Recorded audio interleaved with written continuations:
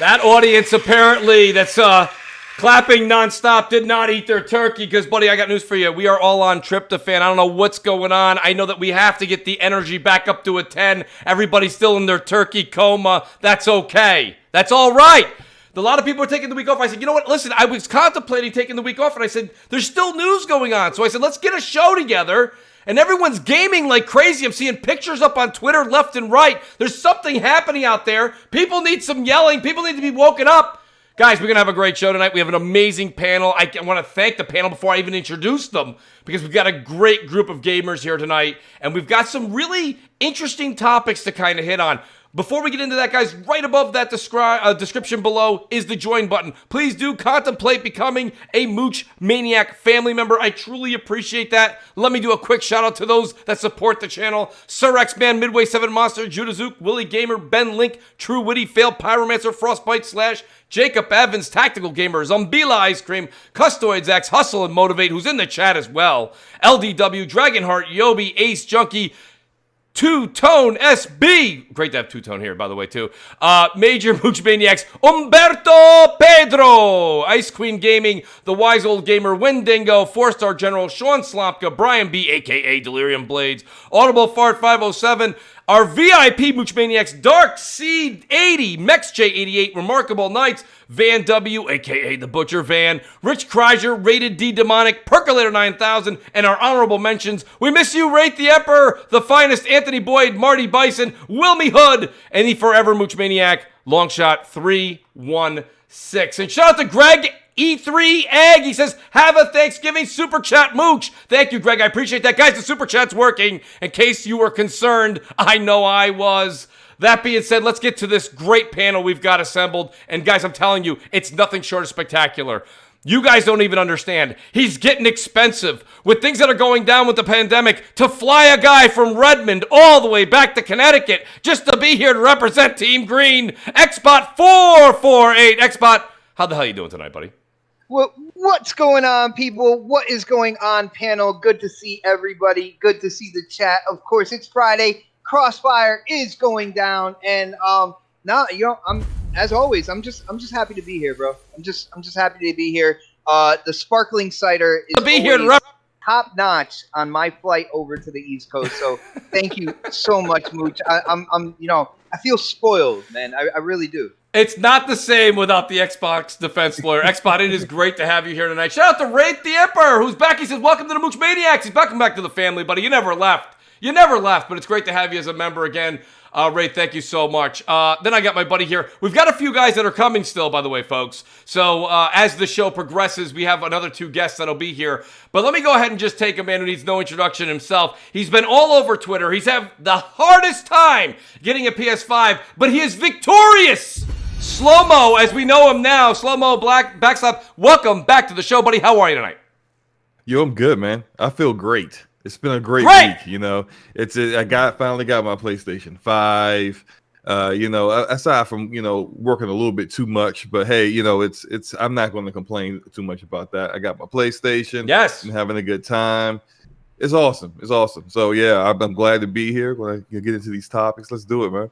Well, we've got a lot to discuss, Slow-Mo, and you are going to be one of the topics of this evening with that PS5 get you got. Me? Yeah, absolutely, buddy. Absolutely.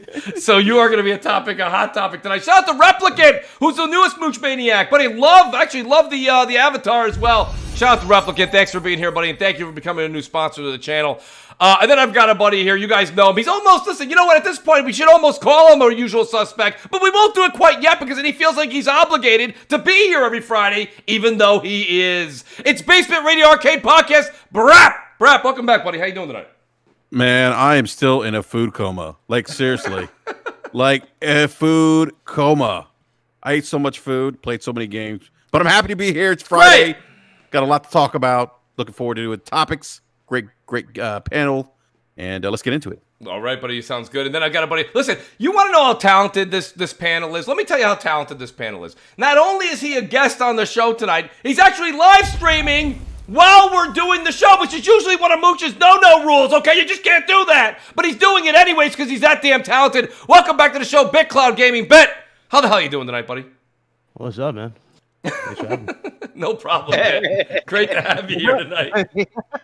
I love the low but high energy behind BitCloud Gaming. Fantastic. Then one of our special guests that we got here, he's also a reoccurring panel member here. Great to have him on again tonight. He's done such great videos over the course of this holiday and then did like a 12-hour stream on Thanksgiving for you guys, okay? Not for him, for you. That is Dreamcast Guy. DC, welcome back to the show, buddy. How are you tonight? Good. Honestly, that stream was that was great. 12 hours of playing PS5, and it was really, really fun. I was actually surprised to see, because I don't really celebrate Thanksgiving. I just don't really have much family. So everybody else was eating turkey, and I ordered a pizza and played Spider-Man all day. So no regrets. That legitimately sounds better than majority of the Thanksgivings I've ever had. I'm not going to lie to you. Right? It was fun. I had a blast. I don't think anybody would really disagree on this panel that they would substitute that Thanksgiving for the one they had. That being said, I will tell you this much, guys. Let me say shout out to the Ash and Luca who's here. Shout out to My New York. She says, Slow-Mo celebrating his PS5 victory by doing 4 podcasts. He's doing an unbelievable amount of podcasts. I felt so bad. Remember, I even said that to you, didn't I? I'm like, Slow-Mo, I know you just got your PS5. Do you mind coming on the show? He's like, let's do the show. So he's here. I call it the victory lap. It is. Let everybody know. Say it loud. Say it clear. Let's get into our first subject here. And I'll start with DC just because I really want to get his take on this whole thing here. PlayStation 5. And guys, there's a bit of wording that's being played around, but it's loose interpretation. This is the way I've taken it. I've seen other YouTubers doing great videos on this. PlayStation 5 seemingly breaking the record held by themselves in the PS4 for launch day sales. DC, there was a lot of talk with what's going on with the global pandemic and things that are going on around the world in situations that, we had the fear back in 2013, 2014 that it was going to be the last set of consoles we may ever have. Then this one here was going to be, we're not going to see a lot of sales because people probably aren't going to be able to either get hands on them because of supply, or we're not going to see sales because people are not going to be spending their money on this in this time of need. DC, are you amazed by the amount of consoles being sold, and in particular the PS5 breaking Sony's own title of 2013 with the PS4's launch sales? I guess I'm impressed, but I'm not surprised. The biggest thing is I just feel like video games are getting more mainstream, just across the board. Growing up, sometimes you get bullied for playing Pokemon and stuff. I feel like at this point, everybody plays Call of Duty. Everybody recognizes, somebody from Final Fantasy to some degree. I feel like everybody wants to be there day one. I think people realize the fun and hype of a console launch. So it's impressive just because of the scarcity, but I'm not really surprised. I guess I kind of expected it. It's bigger than I expected, but I expected it to be big. Yeah, I mean, in Brap, I know that you were kind of tweeting about it and having a good old time on Twitter yourself. I mean, let's be honest. Yeah. It is surprising, is it not? I think to Dreamcast guy's point, I think we all suspected that this thing was going to be successful, but with the pandemic, I think we're probably surprised that it's been even more successful than we thought it initially was going to be. Given that this is a crazy year in 2020, we don't, people aren't necessarily going to retail stores as much to get their hands on consoles. Although you do have some diehards out there sleeping on inflatable mattresses, apparently, outside of GameStop, trying to get a PlayStation 5. Was that inflatable? Because that was like full-blown bang. Yeah, it was. That might have been a California King. Yeah, that might have been a California King there, but that guy looks super comfortable, by the way. Smart move, but I'm way too old to do that. But mad props to that guy who did that. I have the worst luck in the world. Somebody would definitely have come up and robbed me from my bed. They would have walked up and done like, keep the PlayStation. I want you to put the mattress in the trunk. It would have been Tony Hawk for you taking his Dr. Peppers at the grocery store. Exactly. Tony Hawk. I had the most hilarious thought when I first saw the picture. Like, what if he woke up and it was like someone else laying in the bed with him? like some homeless guy just decided to just jump in bed with him with morning wood. Turn that into the most clickbait video. It'd be like, I got my PS5 overnight, gone sexual ? Yeah, but this thing, Mooch, they are, I think Sony. I think one thing that just shows is Sony is just and I noticed this. Like I've been seeing PlayStation 5 commercials on TV. If you watch college football, you watch sports, right? Yep, sports. Absolutely. Everything's presented by PlayStation 5. This thing is they are like the Nike of of video games right now. The PlayStation brand is. And I think that we're seeing that globally, is that this thing is just and I think all of us probably here at least probably knew that. Yeah. But this is just, I mean, what we're seeing is the fact that PlayStation is just a power brand at this point. It is one of the most recognizable brands, not just in gaming, but I think in pop culture now. I gotta say, Brap, I've got to say something, and I hate to interrupt you, but there's an article came out by Yahoo News. And it literally reads, the title is this: the PlayStation 5 is the only product drawing crowds on Black Friday 2020, and it's not even discounted yet.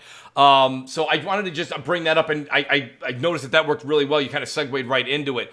This is just something, I'm telling you guys this. I've had friends of mine, and me and Xbot always kind of go back and forth. So Xbot, this is one of your stories I'm going to tell usually, where it's my small, closed loop group of friends that I know that are completely what we would call casual. They literally play either Call of Duty or just NBA 2K. That's all they really play. That's it.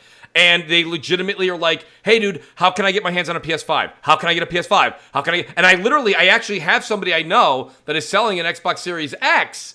And I'm like, well, why don't you pick up the Series X? And they're like, no, dude, I want the PS5. They don't even know the difference, but because it's a buzzword this holiday season, kind of like that Tickle Me Elmo from about 8 years ago, that was a must-have for all parents, right? This is like that buzzword. Right now, people are saying, somebody get me a PS5 and give it to me now. That was what I did when I tweeted out that tweet the other day. Everyone's like, I really should wait until there's a patch or two for the PS5. And then the next tweet after is, however, I'll give both my arms and both my legs if I can get one now. What? I mean, everyone's kind of contradicting themselves, but I think everybody wants to be in on the hype of the PS5. Does that hold water with you, Xbot? Well, no. What I'm going to say, are you guys done gushing? If you guys are done gushing, well, Yahoo News was gushing. It was Yahoo News. I'm gonna say the reason why, the real reason why this is impressive, because when it comes down to it, right? Yes. I was working at GameStop in 2013. Yes. Right? And even with all kind of like the drama around the Xbox One, that sucker was still sold out as much as the PS4 was. And what makes this more impressive, it has nothing to do with, there's PS5 on TV and stuff like that. No, what's the most impressive thing was before these consoles came out, there was a huge concern that there wasn't going to be enough out there, that they weren't going to manufacture a lot. The whole pandemic and all this, we don't know how much they are going to have. Well, obviously, they had more ready and available now than they did in 2013 with the PS4. And that's pretty much what it means, because whenever there's a new generation and new consoles come out, even ones that don't have that quote-unquote that hype roll, they completely get sold out for a certain amount of time. And we're still in the very beginning infancy of this new generation. So all these consoles, they're getting sold out anyway. So what the big thing here was Sony was able to manufacture more PS5s through this whole kind of like quote unquote concerning time, in terms of, when are we going to get the assembly lines going? And we don't know, because people can't work in the warehouses and all that good stuff.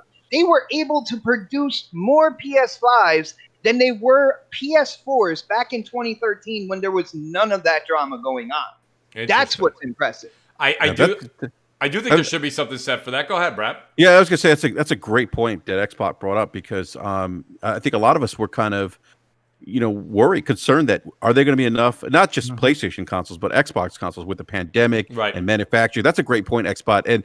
And also, Sony themselves even, I think, ramped up the prediction or their estimates in terms of how many PlayStation 5s they were going to produce year one. I think initially it was like 9 million or something, then went to 12. I don't remember the numbers. But that's really impressive, I think. And the fact that they're still, we're still getting, PlayStation 5 consoles released in the wild still. That's pretty damn impressive too. It's impressive for the whole next gen. Like, when it comes to PS5, Series X, Series S, it's impressive that they're all still coming out. Yep.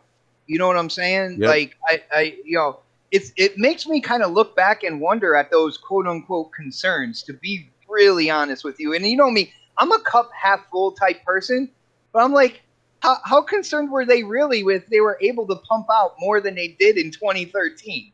You know what I'm saying? And that's on both companies, though. That's both companies there when it comes to their consoles coming out. You feel me? So what I'm curious about is I wonder if normally, and this is a complete guess, but what if we end up just running out of PlayStation 5s here in about a month and a half? Say that they got every single thing out of every single freaking factory. It's all headed towards stores and warehouses now, and we're going to sell completely out worldwide by the end of December, and we just flat out don't have any PlayStation 5s in stores until like the middle of February. That's kind of what I'm nervous about, is that they'll make it through holiday, and that's what matters most. But I kind of feel like there's no way that they just have millions and millions of them backed up. I'm glad that we're having at least a decent stock right now, but I still feel like we're going to end up running out. Decent. It's better than it was in 2013, though. Like, officially, like it is. Well, and that's why I'm thinking, because we can't always go back to 2013 though, because there are more gamers now than there were then too. So they already knew they were going to need more units to meet demand compared to 7 years ago. I wonder if in 2013, I wonder if it was waves of shipments, because I used to deal with shipments in the book business, and things came in these very defined amounts. It kind of makes me feel like maybe they just sent everything to stores right now. And like everything's at the Target warehouse. And in 2013, they messed up, and instead they were just sending out like 100,000 consoles at a time. So it felt like we were more scarce, but they were able to be constant. I don't know. I'm guessing. I still feel like we're going to end up running out at some point. I think that the whole you're going to have a hard time meeting demand at this point. Yeah. All right. The whole more gamers thing kind of proves my point that no matter what's going on, these consoles, because we are so early in the next gen, are going to be constantly sold out. And again, the more impressive thing is they were able to put out more PS5s than they did, at the launch of the previous generation, when they're not dealing with a pandemic, when people were in the factories and stuff like that. Mm-hmm. Yeah. So, they're going to constantly be sold out because, like Slow-Mo said, there are more gamers out there. Mm-hmm. Well, the thing is, it's not just more gamers. This entire category has been, as we say in sports, broken wide open.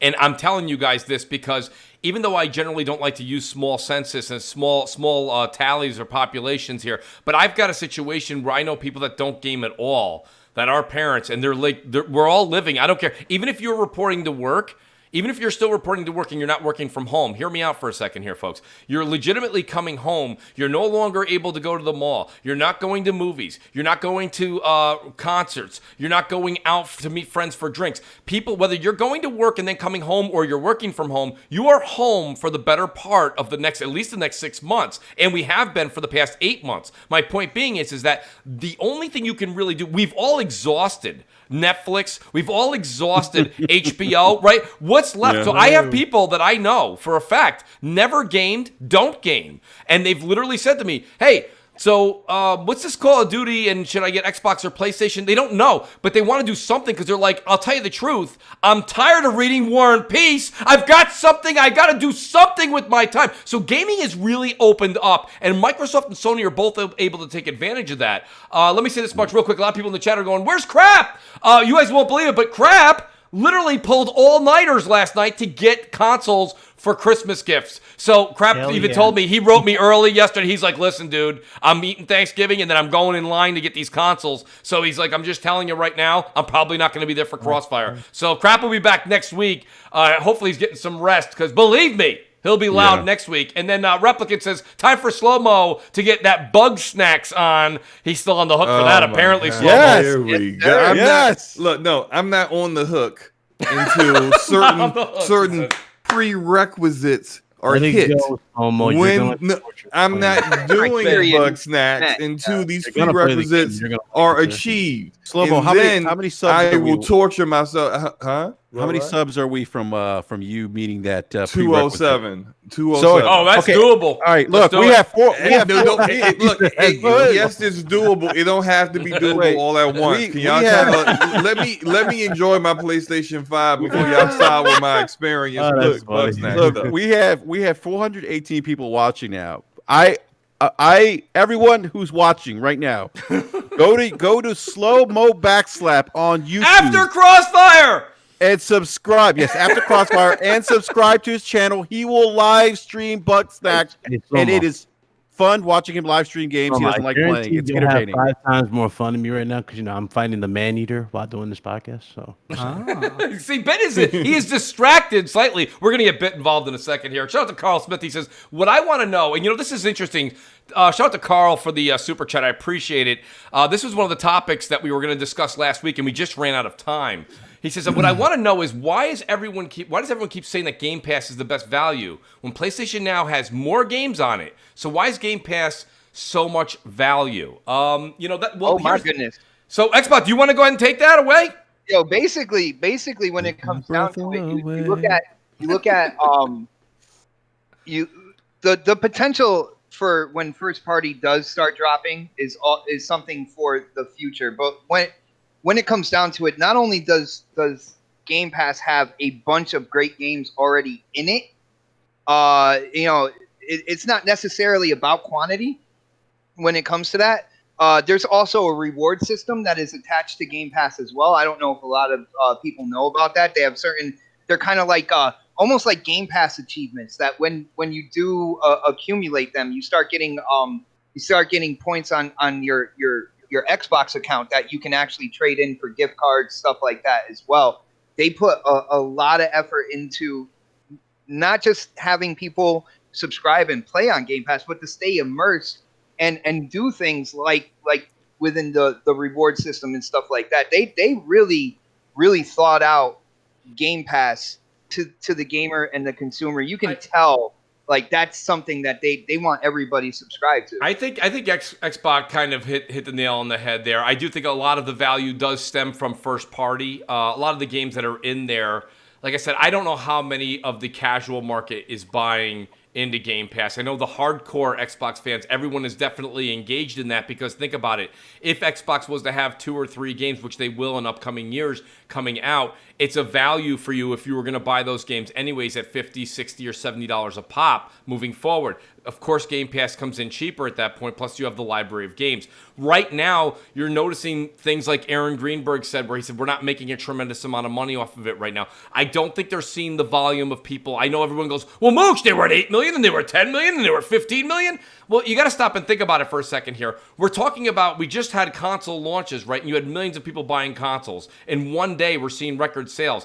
These numbers for a service and the amount of money that Microsoft is putting out, they need to see way more than 15 million or 20 million or 25 million. They want to see 100 million. They want to see 100. They want Netflix. There's a reason Phil Spencer said we want to be the Netflix of gaming. They didn't say that and then want to come in 115 million short of the subscribers Netflix has. Well, Mooch, not only that, but if you think about it, everybody that's buying new Xboxes, and if they weren't a part of Game Pass before, I believe there's a little piece of paper that comes with the Series X and the Series S. It gives so many months of Game Pass. I don't know. I didn't get a system yet, but I would believe that is in the packaging. Any one of you guys can tell me if I'm wrong on that. Well, here's what's fair to say, and I want to pass the mic to Dreamcast guy because DC. I know DC's. I just would really. Oh, go ahead, Xbox. I thought you were done. At the same time, what I'm saying is there can be a lot of people on Game Pass right now. Yes. But a lot of new people that are on that 3-month trial type situation that really haven't put any money into it yet. You see what I'm saying? That's where there could be a lot of people on Game Pass, but then there's a certain percentage of people that just picked up new Xboxes, weren't a part of Game Pass before, and they're trying it out now with the trial.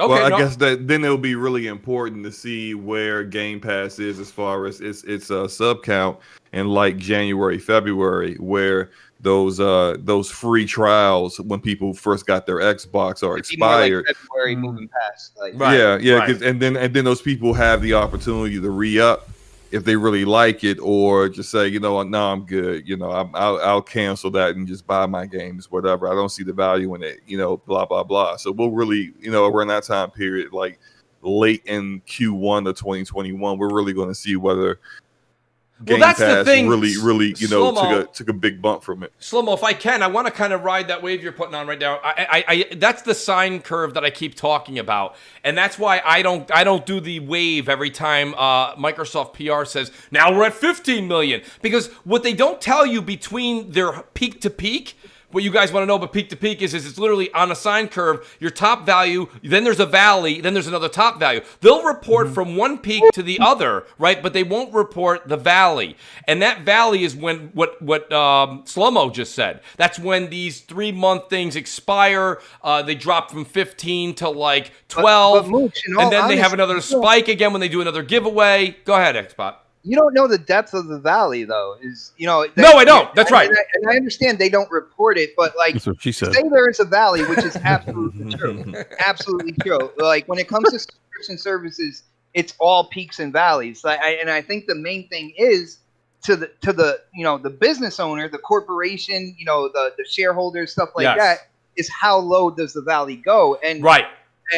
So far at Microsoft, even though they're not reporting on the numbers, they seem pretty happy with the valley so far. I think it's shallow enough for them so far. Well, yeah. What do you think, DC? Because a bit. I apologize if you guys want to jump in here too. The only reason I was going to DC was the question was originally asked: why is Game Pass the value over something like PS Now? Now, myself personally, I've never subscribed to PS Now. That's why I'm kind of biting my tongue. If you or DC have, I just was interested to hear as a consumer. What do you guys think? I have it too. I've had it for a couple of years, actually. Yeah, I don't really like PlayStation Now. I just feel like PlayStation Now doesn't feel to be as stable as a service. And I actually fully agree with Xbot that the valley in this analogy is not that deep. I think, so personally, I have never gotten rid of Games Pass. After my free trial of it, I've been so addicted to Games Pass, I've never, ever canceled it. I've never missed a month in years now. To the point at which people will come over occasionally and see my giant wall of thousands of games and say, why do you not have much Xbox One? And it's like, because I have Games Pass. I have every freaking Xbox One game. It's just on the console already. Right. I don't need to have a disc on there. To me, I think that a lot of people probably think the way I do, which is that if you have an Xbox, you need Games Pass. It's just the cheapest way to enjoy it. I like the fact that games are constantly getting added on. Games are taken off occasionally. It feels like a celebration of art the way that Netflix kind of does. Like there's that website of leavingnetflix.com or whatever, where they say like, hey, here's some great movies that were here for a bit and now they're going back to DVD or something. So I don't know. I like Games Pass a lot, and it feels like a good service, especially because Microsoft keeps freaking buying studios.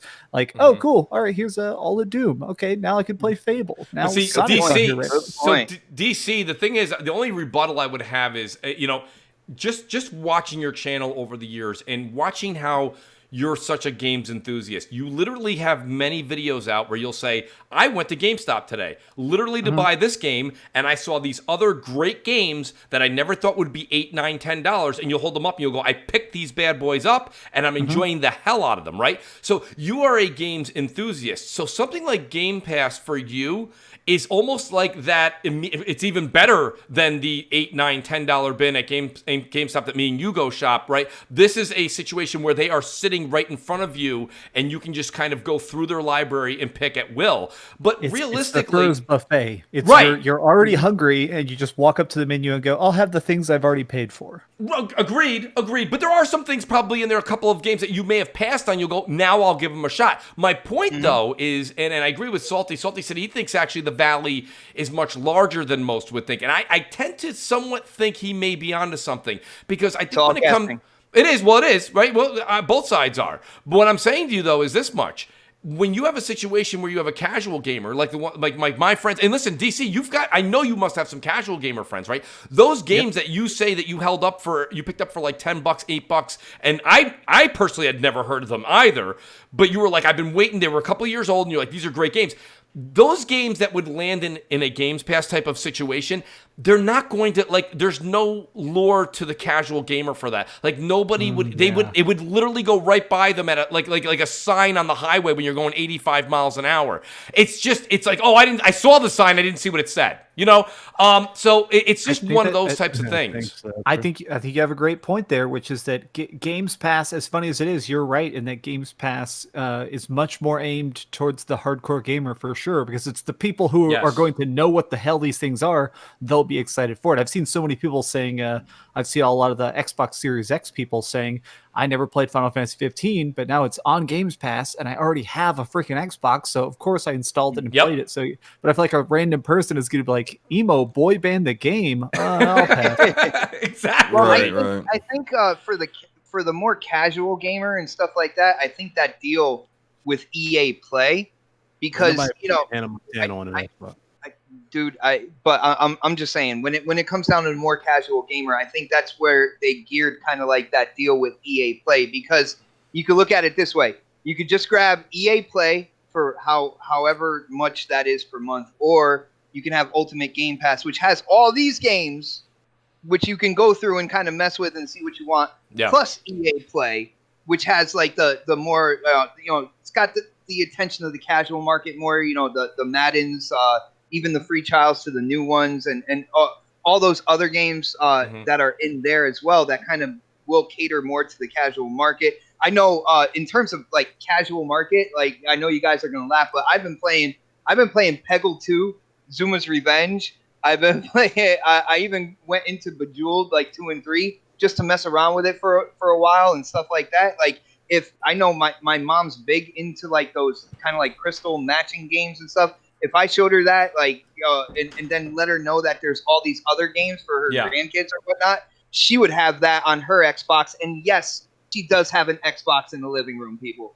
But the thing is, though, like you have the thing about EA Play, if it was EA Play Pro, which is available on PC, where you get basically all their releases. It's essentially like Game Pass with Microsoft and Xbox's first party games, but just EA games. Where that's a game changer. As soon as Madden comes out, you have it. You can play it anytime you want. Whereas EA Play is, you get the back catalog, and then you get to do a free trial of those games for like maybe a cap amount of hours, like 8-10 hours.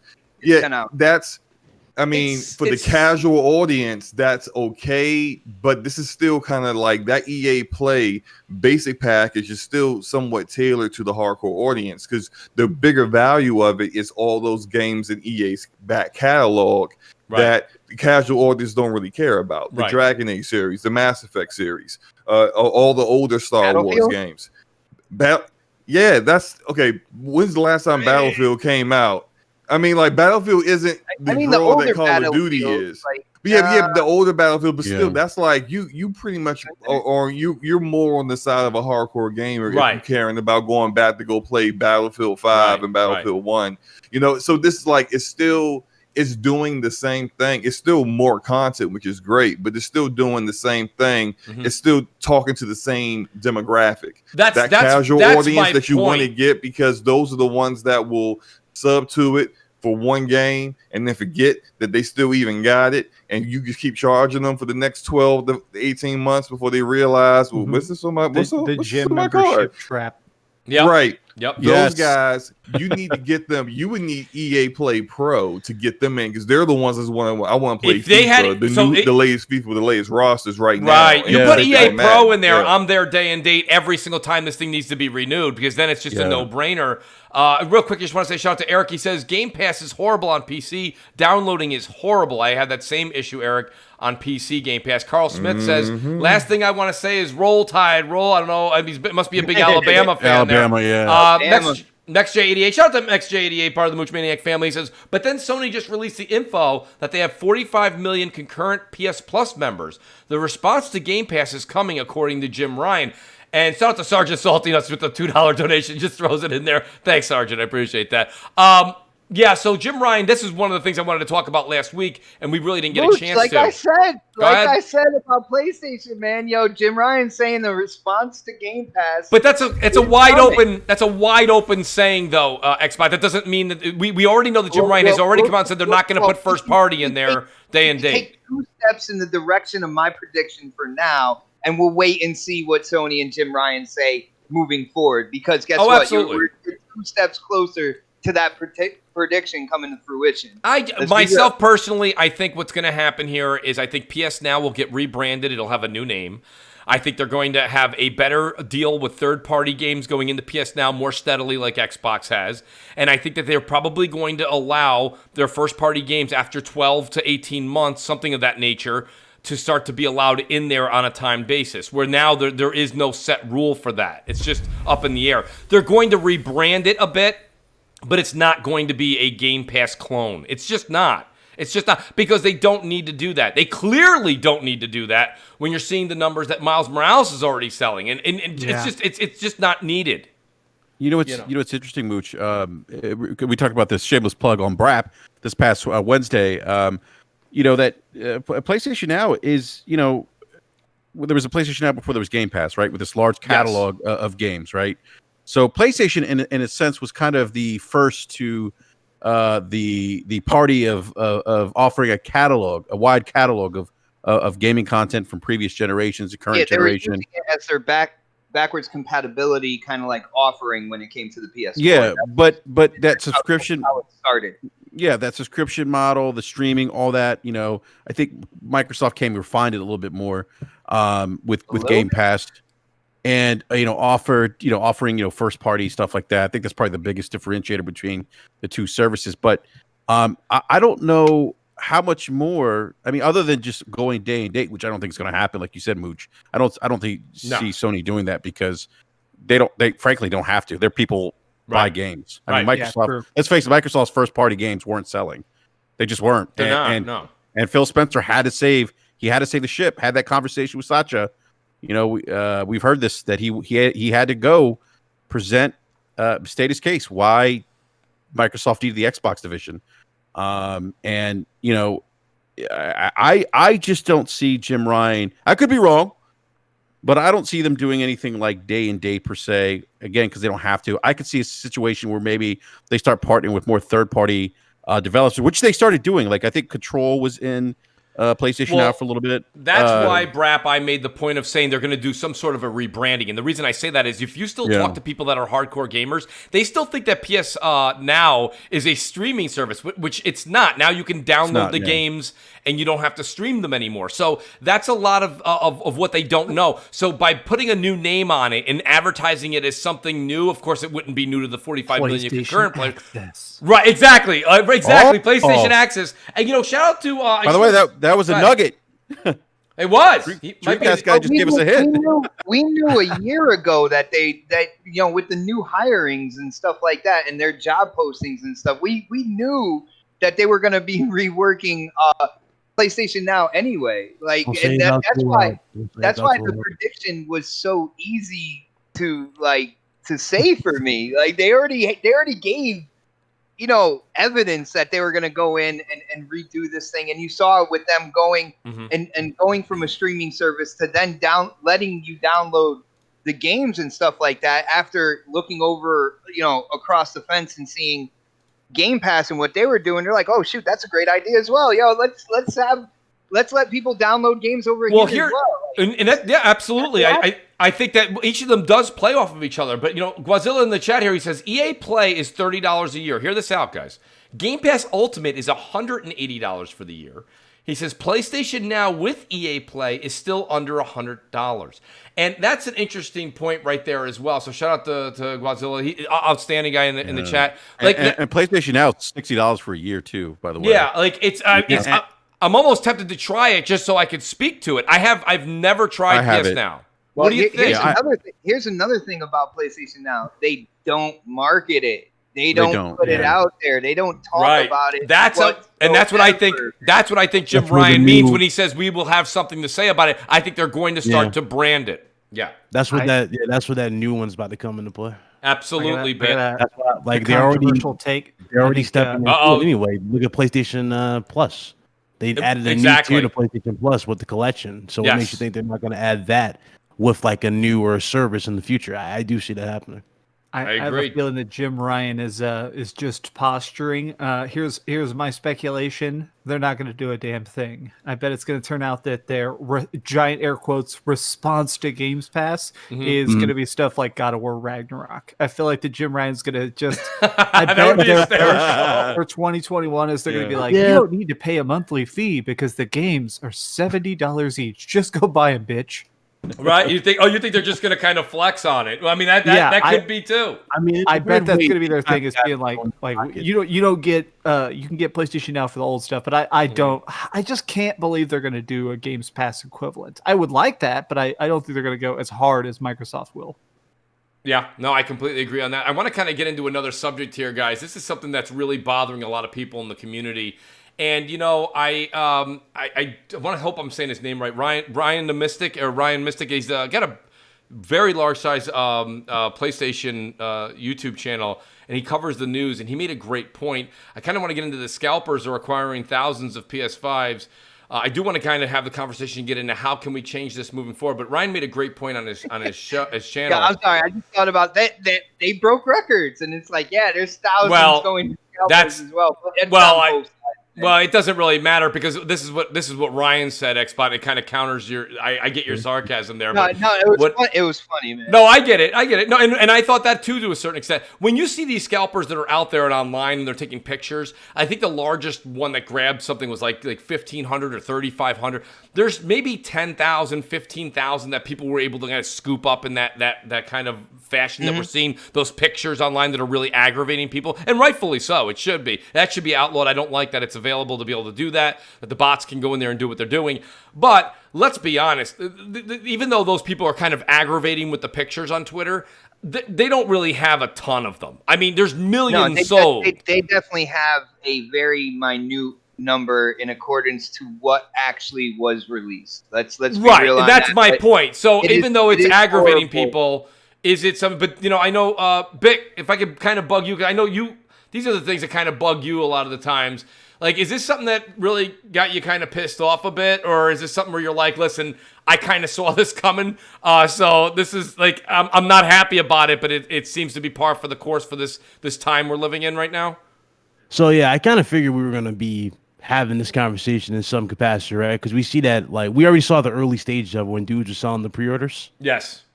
But I didn't think it was going to get to the point where they were robbing, like, actual shipments.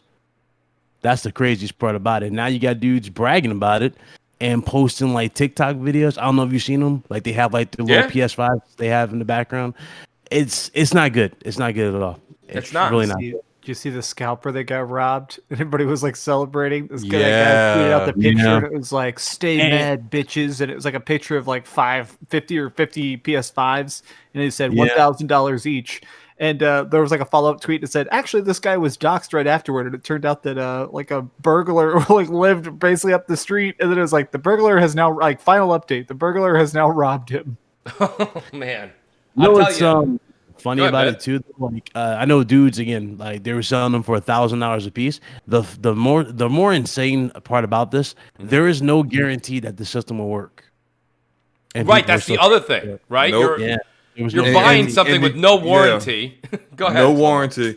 All you have is a maintenance warranty, which Sony or Microsoft will be able to reference your serial number in order to like do something for you. But as far as the retailer goes, you got nothing. Let me say a quick shout out to Spawnwave. Spawn working diligently in the lab, and then he comes out and has time to do a podcast. Spawn, welcome to the show, buddy. And honestly, you know, we had a great conversation on a few topics, but I'm really glad you're here right now because what we're talking about is the scalpers that are acquiring thousands of PS5s. I know you've done videos on it, but first of all, how are you tonight? Good. How's everyone doing? Great. Good. You can hear me all right? Absolutely, crystal clear. But Spawn, you just did a video on it recently. What was not just your take on it, Spawn, but what's the news that you're kind of hearing, and how are they actually moving forward, going to stop this from happening at possible, let's say, our next gen refreshes that we have in about 2.5 to 3 years? That's a good question. I mean, it's kind of up to retailers. Sony's doing their own, like the PlayStation Direct kind of thing they're doing on their website, but I mean, how do you stop people from giving you money and then you just hand them the system if you're a Right, retailer? no, I mean, stop. they're basically the retailers have no reason to really care too much. That's the issue. Really, it's up Right. to Sony to just continue flooding the market with the systems because the demand is there. You just need to overrun it with supply. That's a really good point, and that's the kind of the answer when Xbox. I know Xbox was kind of being facetious, and I like the way he kind of threw it out there. But he says, he goes, "Well, you're all saying that so many PS5s are bought. Well, these scalpers took them all." But I mean, realistically, here's the thing: when it comes down to it, this from Sony's perspective, right? Sony, it is on Sony's watch, Spawn. I think you're right for the next wave that goes out and to up the supply so that it keeps it so that you don't have this carrot hanging in front of the customer. But at the same time, Sony doesn't care if they're bought. Xbox, if you bought 70,000 PS5s, Sony says thank you very much. And that's the thing. I would say I think it's more on the retailers for their consumer base and for their kind of like their confidence in the retailers to try to, put in kind of like, certain blockers, certain things that would stop the bots from doing it. It has nothing to do, to me, it has nothing to do with what Sony and Microsoft are doing. They already put out these consoles. The retailers bought them. They're hands off. We're done with this. You know what I'm saying? It's up to the retailers. Yeah. But then Sony and Microsoft also still don't like this because there is all of that additional revenue that they're not getting from consoles actually going to gamers and not sitting in somebody's storage facility waiting to be bought. Right as of right now, like those scalper doesn't matter if it's a minority or not. If they sold out all of their stock that they created and put out on the market, they're expecting a certain number of revenue and microtransactions, additional games sold, services being purchased, and when they're seeing a discrepancy. They're seeing a spike in that because, of course, they launched a new console, but they're not seeing the kind of spike that would come from selling out all of your inventory. It's because instead of actually having a gamer actually subscribing to PS Now, buying Miles Morales, playing these games, that console was sitting somewhere in someone's home waiting to be sold for 3 times the actual MSRP. Slow-mo, I hear what you're saying. You make a really valid point on that, but think of yourself on the corporation side and how much those numbers really do mean in the very beginning, and think about and this is going to be rough for some consumers out there, and I gotta put a disclaimer. I don't like any of this like bot stuff. I don't like the group that has over 3,500 PS5s and they're selling them for, like you said, like triple the amount and stuff. But since it's out of the hands of Sony and Microsoft, I think they're like, unfortunately, they are going to get into the wild, and those people are going to, they are going to invest in PlayStation PS Plus. They are going to invest in what you said, Miles Morales. Like it's just not going to be as absolutely immediate as if these consoles were going right to a consumer. But unfortunately, the reason why these consoles are so high on that third market, from these scalpers and stuff, is because people are paying for them. People are buying. Well, Xbox, would you rather have your money now or later? Because that's essentially what you're saying. Well, eventually, this is going to get into the hands of somebody who wants a PlayStation. Eventually, after a scalper, gets like 3 times the value off of it, and then eventually they will do all those things. But if I'm Microsoft or Sony, I want my money now. I would rather have that in the hands of a gamer now. I know you understand what I'm saying about that, but what I'm saying is that I think they do care a little bit more than we're kind of like assuming that they're just like, hey, look, we sold out our stock. Let's do a PR marketing, release and say we had our biggest launch ever. Congratulations, pop the champagne. But then they're still like, you look at those. Of course that's all marketing. But you look at those tweets, you look under those tweets, you look at the comments. The people are like, man, I can't get one. What's up? Right. Like what are you gonna do about these scalpers? Even though it's not really on Sony and Microsoft, and they've already in their own stores have actually created like methods to mitigate that, but the retailers haven't. Now, and about the retailers, if you think about this, Best Buy probably has implemented the best ways to stop bots and scalpers from getting there. So if you look at last Sunday when they sold out sold out everything they had with the Xbox and the PlayStation. There was two-factor authentication implemented twice throughout the process. You couldn't just say purchase it and send it to a particular location. You actually had to be able to only get one and only have it sent to a Best Buy that's near you. Right. They implemented a lot of different measures, and I know like we talk about the majority of these retailers don't care because, hey, look, I'm selling out all my inventory anyway. What's the big deal? Best Buy seems to care because when you look at it on the back end, these manufacturers know they can rely on Best Buy to get try to get that unit into the hands of actual people who are going to do something with it. When it comes to retail, and this is something because I've been working in retail a number of years. You guys know, like, I'm just over 40 years old, all that good stuff, and I did a lot of retail customer service. It's not about that one purchase when it comes to the consumer. It's about repeat consumers that go back to your store, go back to your business time and time again because they have the confidence in your franchise. So when it comes to Best Buy, hopefully Best Buy, the way that they're thinking about it, we're going to do our best to try to make our customers happy because we want them to come back again. Well, there's a subject that you guys are talking about, but there is another caveat to this as well. Xbox, we hear this part out too because we've talked about what the scalpers are doing and kind of hoarding these and then selling them off at ridiculous prices. But then Rob Jones in the super chat, he says, "What's up, Mooch?" He says, "And what's up, panel and chat?" He says, "Still waiting on a reply regarding my PS5.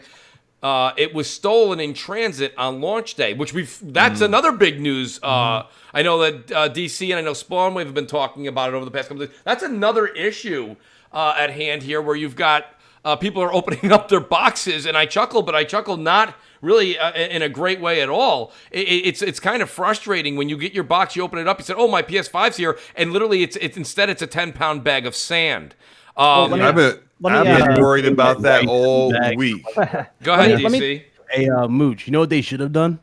So you know how obviously for PS Plus subscribers, what they should have done is let you get that email if you're a PS Plus subscriber. Right, the back order method. I see. Yeah, that would have been perfect. That's what EVGA is doing with their GPUs right now. Their NVIDIA GPUs. Yep. You sign up for an email list.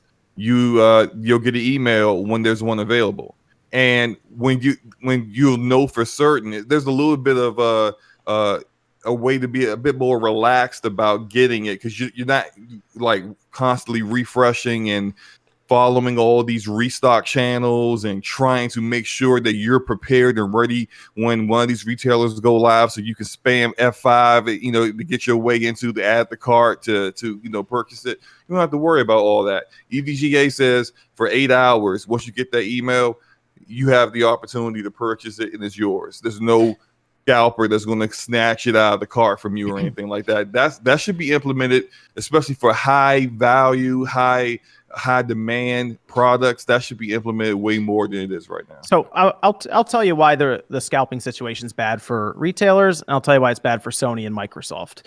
I guess it kind of be more so for Sony, but if we start with like the retailers right now, if you're a retailer and you're buying an Xbox Series X as an example, or a PlayStation 5, because they're almost the same price. I think the Series X is about $1 cheaper at wholesale. If you buy a PS5 at wholesale, it's $491 and some change. Then you got to pay for shipping on top of that. So the retailer is actually probably losing money when you split up the shipping of how many systems are in a pallet, especially at the PS5, because right now they can fit less PS5s on one pallet than the PS4 because the PS5 is just a big system. It's big, yep. So if you take all that into account and people are just rushing through the cart, the checkout process just to buy the system, that means you're not buying a controller, you're not buying a game, all of this stuff while you're already making a big purchase. So when we would sell these systems back in the day, like the PS4 when that launched, I would tack on a controller, like 3 games, and they were already spending $400. So to them, it's like, all right, I guess I'll go up to $700 or $750, and we'll just do everything for Christmas right here. And we would make like $15 on a controller, which was something compared to the system. And then, 10 or 12 on a game. And it would add up to where we'd end up with like $50 to $60 in profit for the one person who took 5 minutes to buy a system. So that actually worked out. But if they came in and bought a system and then left, that was a wasted sale. We lost money on that. It made no sense to do it. So now you have upsell, brother. You got to upsell. Yeah. So now you have scalpers coming in. They're buying everything up in. I mean, Walmart sold out of their PS5s in like 3 minutes or something. It was just gone. Yes. So that Walmart doesn't really care too much because they use their video game section as a way to get you in the store, but now it's all online shopping anyway. So I guess they're using it as a way to get to their website. But if it's just bots and people who are just there to click checkout very quickly and then leave the website, Walmart, they're not getting anything out of it. And then on the opposite side, if you look at Sony and Microsoft, as much as people hate to hear this, they don't necessarily run as much on systems sold anymore as they do on monthly active users. Yep. And to them, a system sold to you means that they can most likely count on you as a monthly active user over the course of this next generation because you made that initial investment. But if 50 of these systems are sitting in someone's living room right now, to Sony, that's 49 monthly active users they're missing out on right now. That's right. That kind of correlates a lot with what Slow-Mo was saying with, do you want your money up front or do you want to wait? And these companies, like you just said, Spawn, they want to see that active user tally now. It's just something the investors probably care to see. I do agree with everything you're saying there. And I like how you said that Walmart using basically their video game department as the grocery store uses uses the milk, right? They put it in the back of the supermarket. Well, so that's that why they shop. have the video games $10 off there. Like if you go there, it's like like $58 or $59 for any of their $60 games or $70 games now. Yeah, It's like you 50 think recently. That's right. I just buy my games at Walmart. Ever since you tipped me off, I got Godfall, the worst game ever. I was like, I'm only buying this at DC, Walmart. you've been so hard on that game. You've been so hard on that game. That game sucks. Go ahead, this really, from a retail perspective, this really has to hurt GameStop because GameStop relies on gaming. Like Spawnwave mentioned, Walmart. Walmart isn't relying on their video game section per se. They have everything else, under the sun, if you will. Right. Yeah. Where they can make money off of. So I got to imagine this probably hurts GameStop. Well, they're the most. they're doing the okay. So people don't like to hear it, but again, if I was a smaller business owner who was already competing with the big guys, like the Walmarts and the Best Buys, I would bundle my systems, and that's what GameStop's doing. They're bundling their systems with a controller. They're making the holiday bundle. But I mean, if the bundle's good, like if it's Spider-Man and an extra controller or something, then people would say, I mean, I was going to buy that anyway, so throw it in. Exactly. But if it's like, like an extra controller at Godfall, I'd be like, all right, hold on a minute, Poor Godfall. Godfall game of the year, I heard. Taking all the hits right now. But I think a lot of those GameStop bundles were just absolutely nasty. This is why Bugsnax is bundled into PS Plus because they already knew what that was going to do.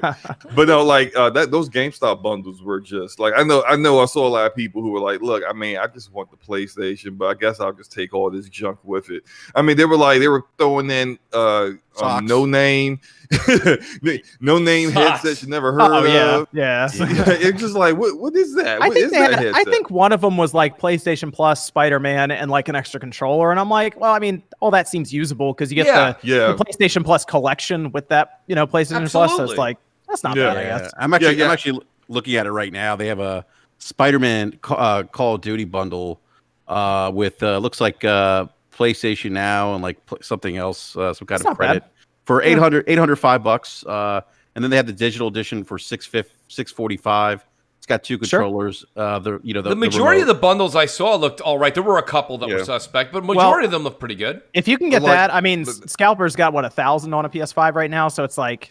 That's not bad if you get the value out of the stuff that comes with it. Yeah, exactly. I mean, I think there was another one where there was a bundle. It was like over $1,000, but it included like a chair or something. It did have a chair. I saw that. I was just like a chair. They threw a gaming chair in there. It was a gaming chair. Yeah, but it was. I like the one I got from Kohl's was the PS5. The extra controller and Spider-Man Miles Morales Ultimate Edition, and I like all that stuff I was going to get anyway. I was going to get an extra DualSense controller for my PC, so it was just like, all right, I'll take this. And it wasn't like they said, yeah, we're going to give you all this, but it's $850, because then you'd be like, wait a minute, let's do the math here. That don't seem to add up. But no, it was all MSRP. So it was all good. It all holds water because we know even if you didn't take part in buying any of these online, you know that you stopped into a brick and mortar and purchased one. Myself being at GameStop when I went there, what did I pick up? PS5. I picked up an extra DualSense controller. I picked up a charging station, right? There's just things. I also picked up a headset. So, like, these are things that were, if they're bundled and they're coming at a higher rate, like Spawn was saying, at least you're getting your value for that higher price. You were not expecting to pay $800, no, but it's better than giving somebody $800 just for the PS5 unit. You'd rather get those accessories as well. Now, Sergeant Salty Nuts has a question here in the super chat that I want to kind of bring up here because it's funny and it's great having the panel we have here tonight, as well as having our special guest DC and having Spawn Wave. I wonder if they have anything on this. Sergeant says, sorry, Mooch. He says, a little off topic, but I just found out Ubisoft downgraded AC Valhalla on PS5 and made it run as bad as Xbox. Now, I truly don't believe that's the case. Sergeant, I like the way you put it, though. I think it was just a patch came out for the game. They were trying to do better. I think it backfired.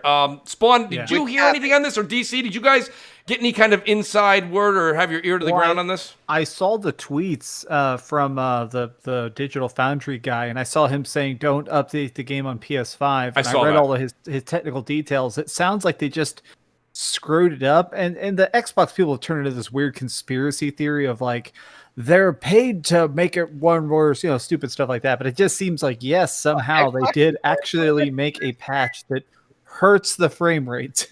Yeah, I think it was just something that they had a patch come through, and it was just, and we see this from time to time where a patch comes through, it's seemingly there to help, and it backfires and it breaks something else. I don't think the Xbox guys were out there saying, they Sorry, I mean weirdo. Let's face it, it's Twitter weirdos. Twitter weirdos will find a reason to be Twitter weirdos. Extremists. I gotta say, I shouldn't say I was surprised, but I get the sense people actually really believe that. Like people were running with that idea that that Phil made a call and Microsoft paid him money because they had the marketing rights to make where does this stuff come from? Like I really don't understand. Like maybe I shouldn't try to understand. Maybe that's the point. I mean, the game still has like bad screen tearing on the Xbox. It does. Yeah, it does. Yeah, it didn't really fix the screen tearing on the Series X. But have you seen that meme that says "This is your life when you have absolutely no pussy"? I feel like sometimes when I see the war dudes on Twitter, oh my god, DC. Wow. God. I'll have to put a different rating on tonight's show. Oh, sorry. You just got demonetized there, Mooch. I did. It's great. It's great. No, it was it's worth it. Video, it's okay. Yeah, it's worth it. So, guys, another rumors. These rumors have been swirling for quite some time, but as we creep closer and closer to the Game Awards, I do have to kind of bring this up. They're saying that we're going to hear something. I don't know if it's going to come right out of Konami or it's going to be something that Sony kind of broadcasts. But is anyone hearing what I'm hearing, that we may be getting a leak that a Silent Hills, either a successor or a reboot, if you will, or a Metal Gear Solid remake is on the way? Yes and yes. Metal Gear has been teased by Blue Point and Demon Souls. Right, Bit? I saw that, yeah. Yeah, the Silent Hill, that wouldn't surprise me. That's what I'll say. But I think there's a lot of guessing going on that it'll happen at the Game Awards because that's like the next big event.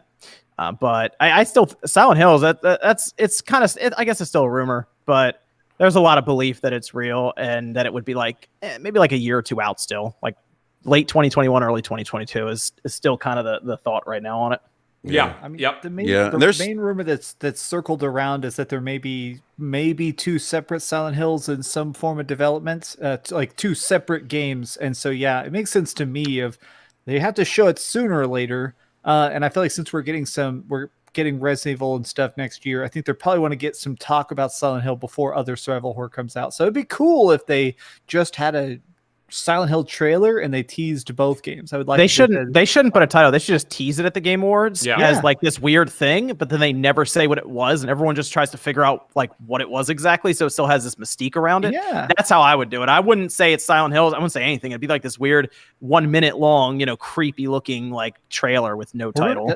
That's what they did with Silent Hills. Remember that there was the thing at the end of the PlayStation experience, and it was just that bag that was talking, and it says "The crack in the door, a special place," and that's all it was. And it was like, what the hell? Yeah, that's the Silent Hills demo.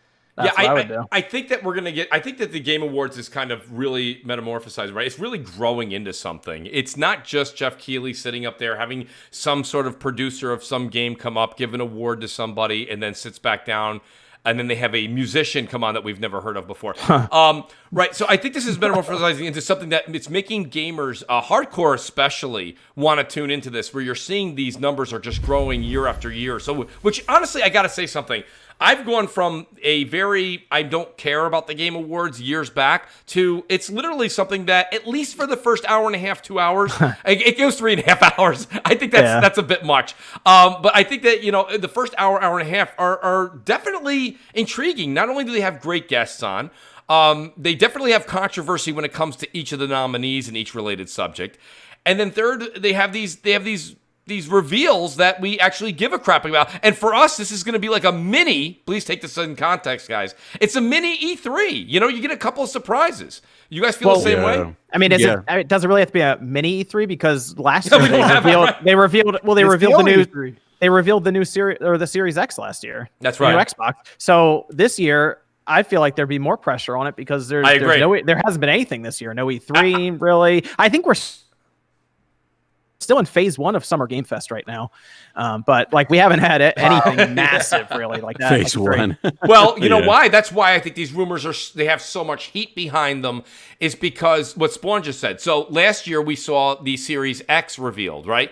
Sony really didn't show anything. They did the Godfall thing, which by the way, now Godfall can be a bit of a crack of a joke, but at the same time, that's your game of the year. Remember, Mooch? It was never my game of the year. I will say this much though. I will say this much, and DC having DC on right now is great because DC may be one of the biggest guys I know on social media saying you just completely bashed the game.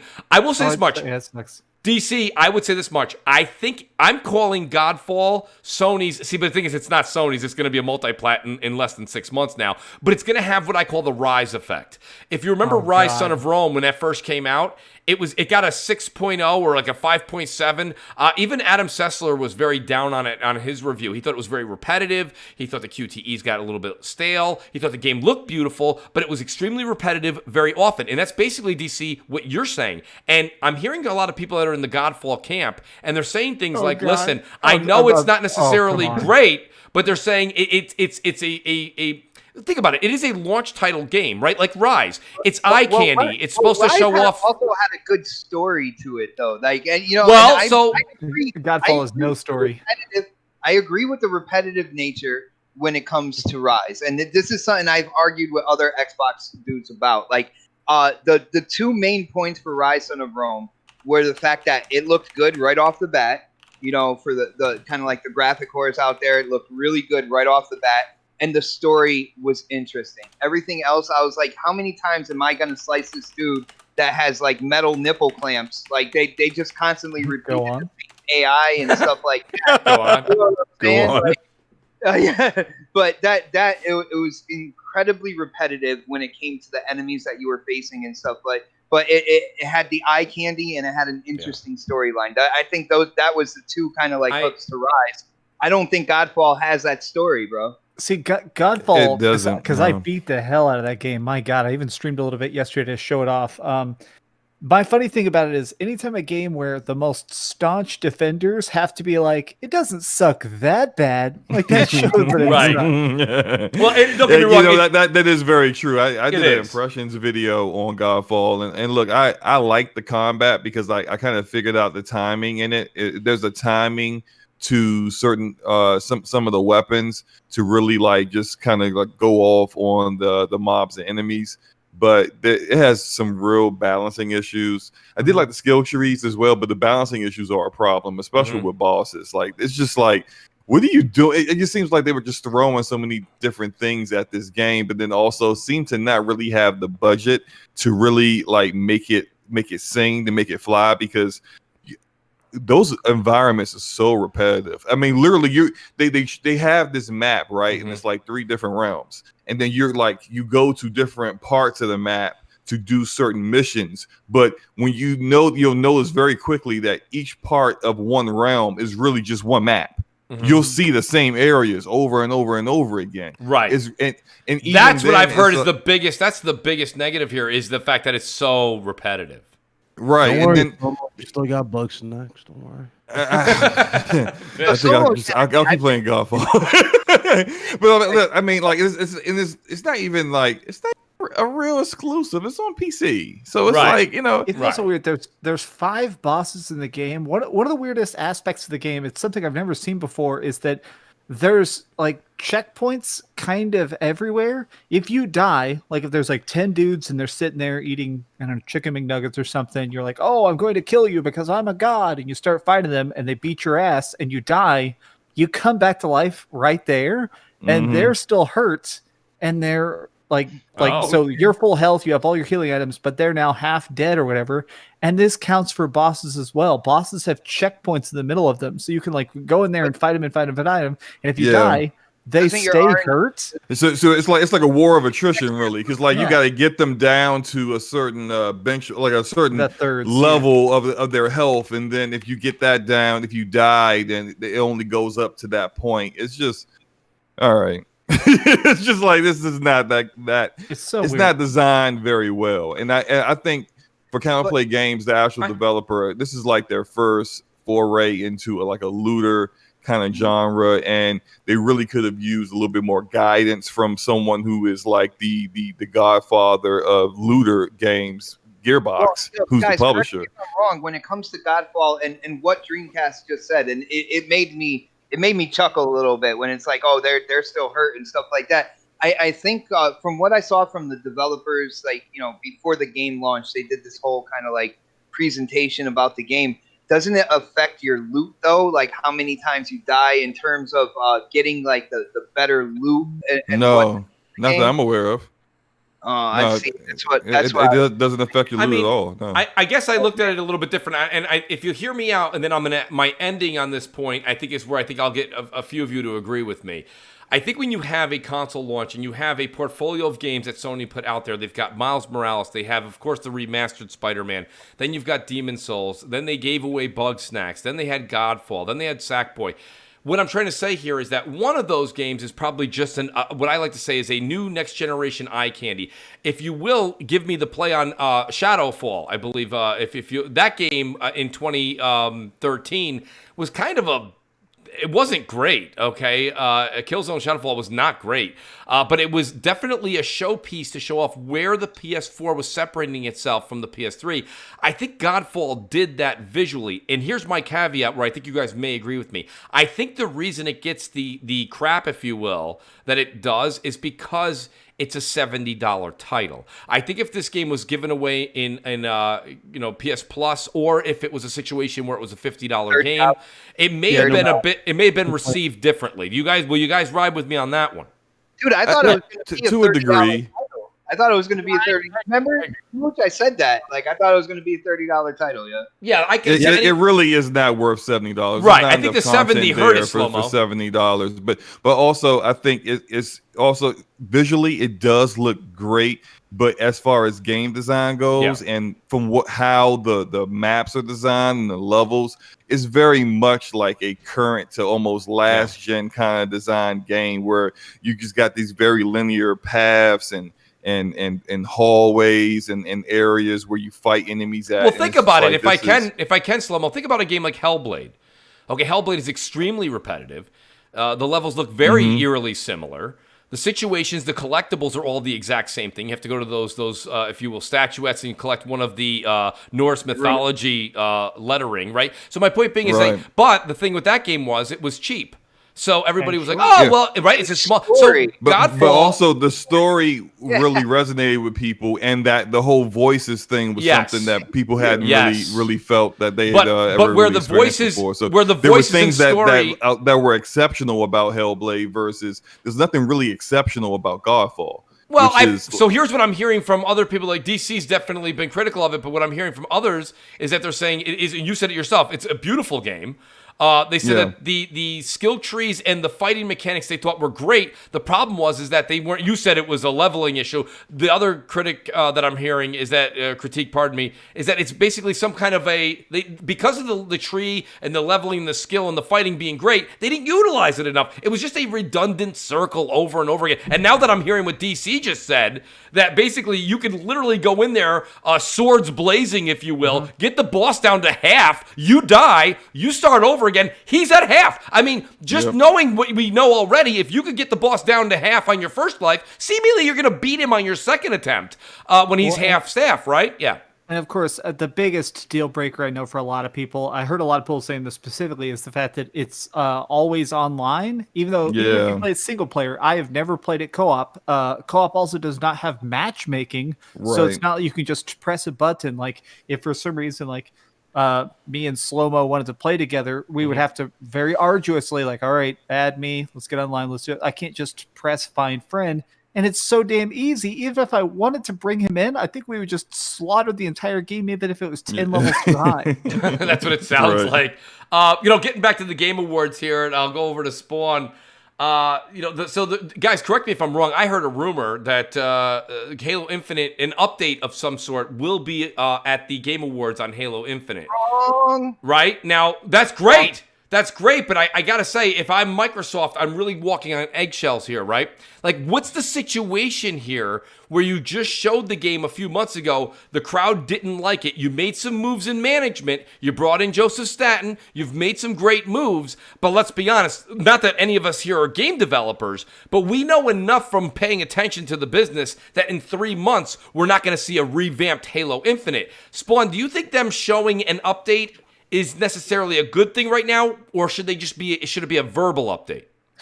So what they've said is they're not going to have anything at the Game Awards in terms of like trailers or anything like that. And the reason for that, according to the community manager, is they would end up spending a week or two even just preparing something to show there, and they figured their time better spent actually working on the game, which is fine. It sounds like the update they're going to put out is probably just going to be a blog post on their website for Halo, like their Halo community forum. Okay. So that's what they're at least saying right now, the community manager. I would be shocked if they were at the Game Awards in any meaningful way.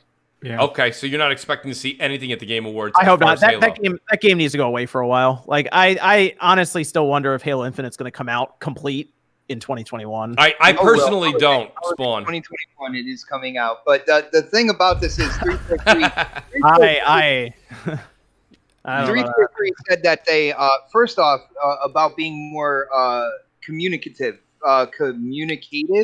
However, right? I like that, Xbox.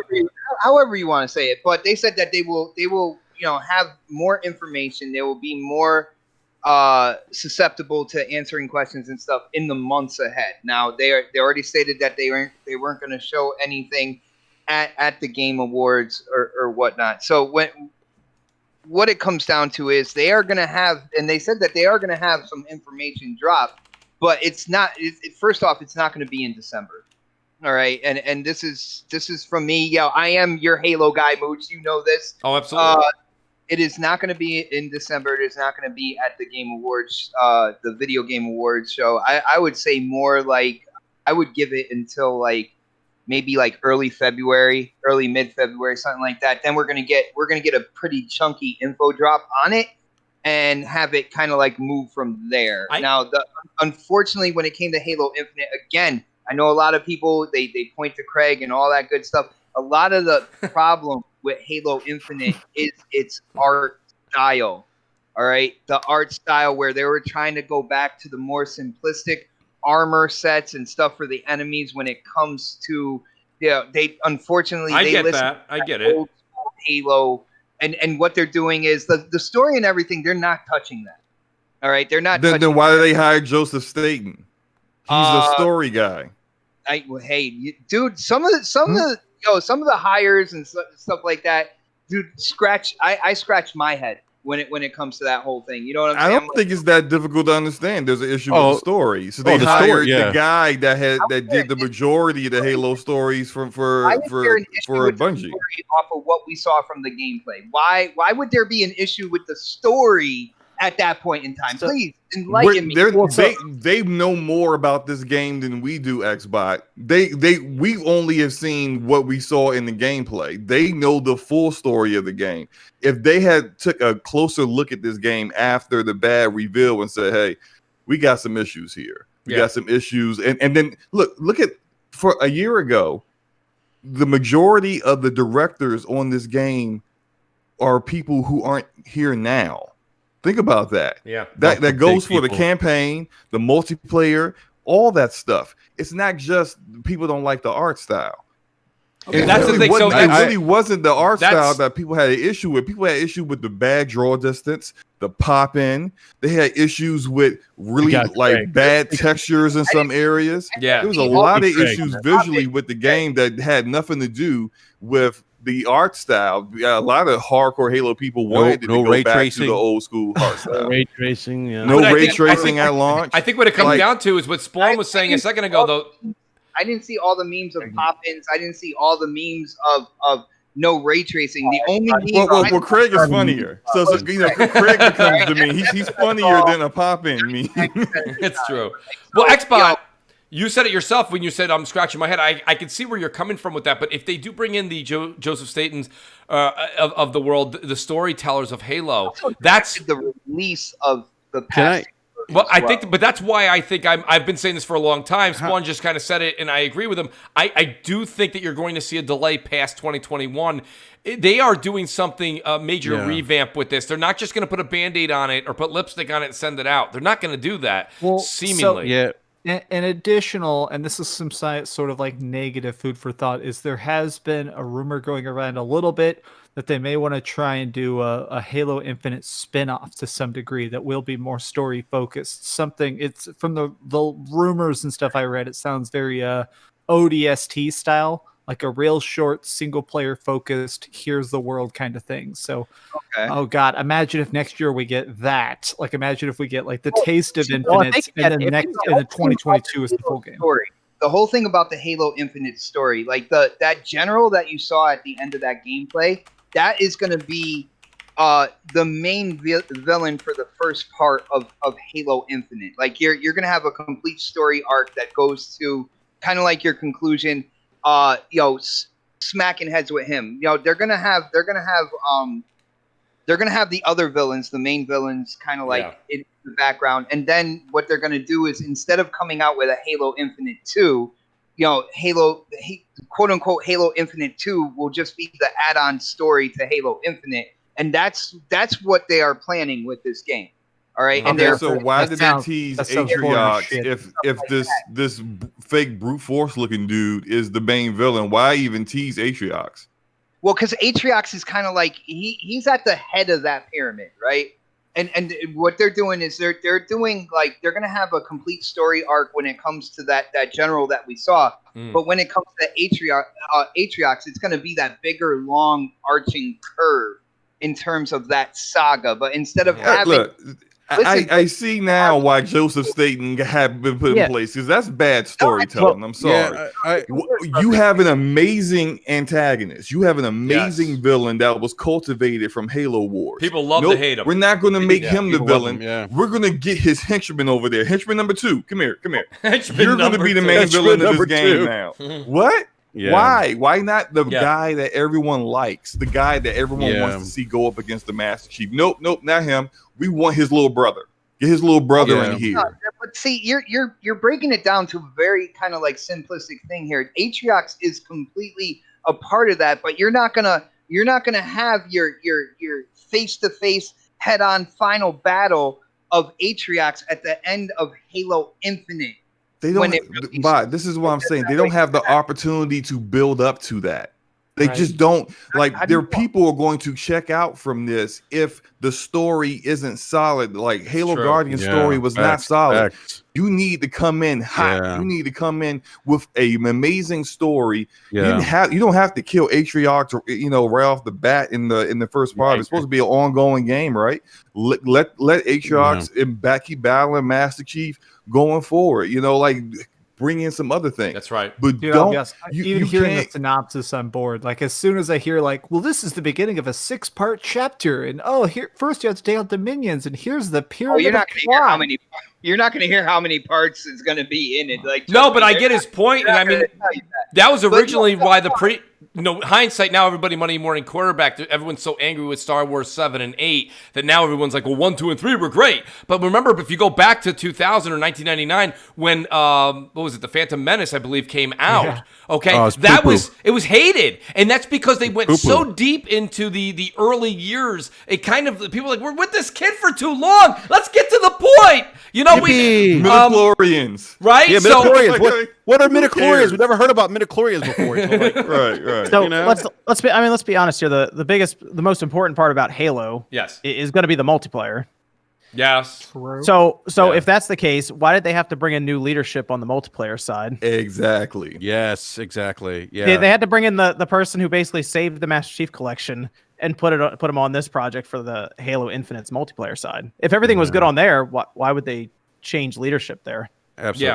That's a great point. I mean, like how many leads have they gone through? Like has it been 3? I mean, Halo. There's a lot of problems with Halo Infinite. Like the backstory. I hope they make a documentary out of this because it's ugly. Wow. Yeah. The hidden Halo. It is. It'll, I mean, be a it's Jason like- Schreier it's- article in It's another over year the. or so. It's like over the top bad. 343. That's Well, and that's scary to hear, to be honest with you, Spawn, because that is their flagship franchise. You know, I mean, I have that's, no idea how this happened to Halo. I'll just say that. I have no idea. Yeah, how I mean it got to that's this point. I think all of They us feel rely like that. too Like much on contracted developers instead of like. Yeah, I but think part of it. that's- I'll be that's- honest. I'll be honest. They relied too much on 343. yeah, I was gonna say that. It's time to figure it out after 343. Well, I think they That's what I'll I say. think they Yep. kind of realized that they did rely too much on 343 as a whole when it came to Xbox, and that's what you're seeing in terms of all the studio acquisitions that they made and all that good stuff. And now their studio portfolio is absolutely Well, that's- incredible. Look, that's I'll go ahead. I I was going to say this, you know, like what Spawnwave just said about, you know, like I don't know how we got here. I think a lot of us are thinking the same thing. How do we get here with Halo? Because it's such an iconic franchise. But with the thing with contractors, like contractors in development or even IT in general, and you could probably speak to this too, Slim. Like that's not abnormal to have contractors in for projects, right? No. There's clearly something amiss here with issues with leadership. I mean. Yes. And that's That's where I was evident. gonna go. I mean, Yeah. I mean, Stevie Wonder could see there's leadership issues here because of, you know, apparently that vertical slice that we got this summer, like even the higher ups of Microsoft didn't know that was coming out. Exactly. Like no, like how is that? That's- This is your baby. So that's the biggest problem. I don't know how is Phil Spencer or Matt Booty not show up and go, all right, let's see Halo Infinite. Exactly. Right. That's Like what I'm saying. how It's did it get to Spawn. the point of them showing it and then going, oh, we can't release this at launch? See, Spawn, I would have almost been okay if they had another 4 games at release. The fact is they put all of their trust into the Halo basket, and we've said this a number of times on the show, but that's why we constantly come back to there's a leadership problem. And it's not necessarily to point at one individual. There's too many people at Microsoft and Team Xbox to say it's one person. But ultimately, what you just said, and I'm glad you finally said the other name that I finally brought up last week, no one ever brings up Matt Booty. Matt Booty was brought on to be taking care of the affairs that Phil took care of before he took over Xbox. I mean, the way it was being said is Matt Booty was like irate, like not happy. So I agree. I don't know. It's weird. I just don't think.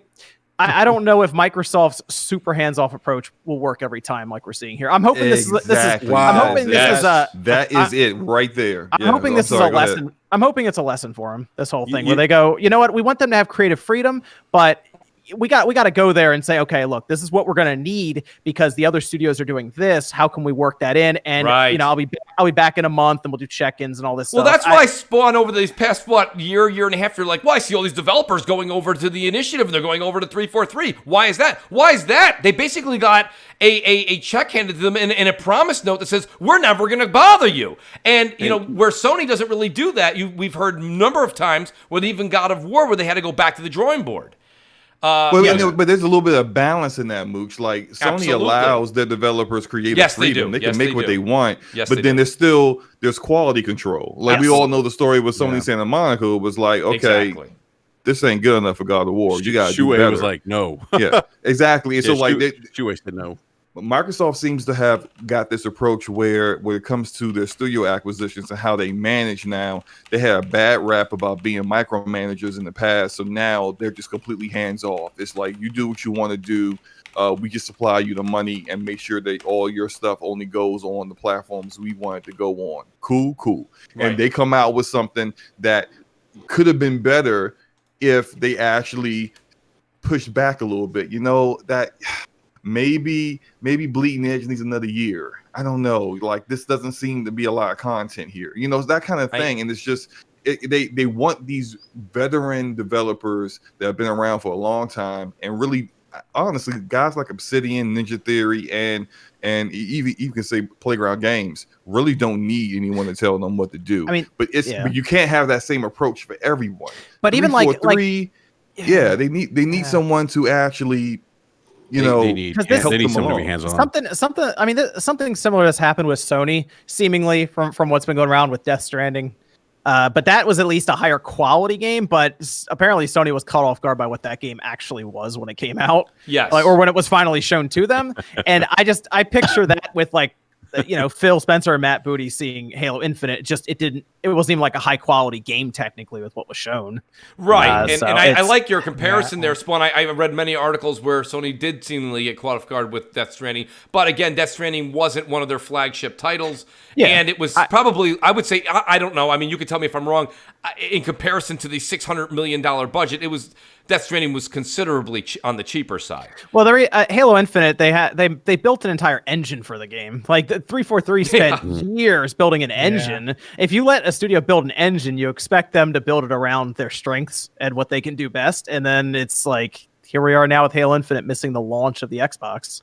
Agreed. And that's also problematic, because if you think about it, there's the talk that the game was originally going to be on Unreal Engine.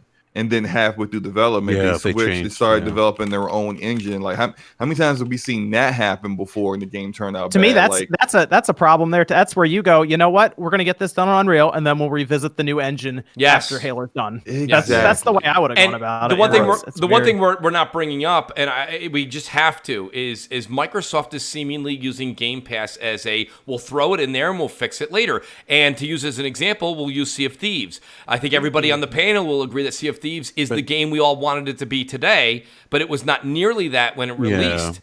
And Halo Infinite should have been the first Unreal Engine 5 game that was marketed. Absolutely. That's what they should have done. I don't. Yep. The only thing I can think of is because they want Halo Infinite to last for like 10 years or something as a service game, and they didn't want to have Unreal as like part of their fee that they have to pay or whatnot. That's why they were like, let's build a whole engine and use it for the next 2 decades or whatever. Yeah. But then if you do that and things aren't working out, you just delay the game though. Like, you just say, you know what? No, we're not going to make launch. We've hit some stumbling blocks. You don't show that vertical slice per se that they showed, or if you do, there's some checks and balances there. Yep. But at that point, I mean, like, if you're having those issues, again, it's easier for us. It's easier for me to say that because I'm not in the, making those calls. Sure. As a random podcaster, 12 foot. Exactly. But to me, at least, I'm just being exposed to IT projects per se, and in my current career, when things go awry, they typically get pushed back. Like, and I think you could probably speak to that too, Slobo. You probably have seen that instances where if things are, not going well, you go back, you have a meeting, you talk about it with your project managers, you discuss, what roadblocks you're hitting, what resources you need. And if you need to, you delay things, much to the chagrin of the, maybe the client, but you do those things, right? Because you want to put out a good quality product. I'm just not sure why that didn't happen here. You have to address the problems that are currently happening and could potentially happen, and you got to be decisive in what you're going to do. And that's like, I don't work in game development, as some of you guys already know. I'm a network engineer in a different industry, but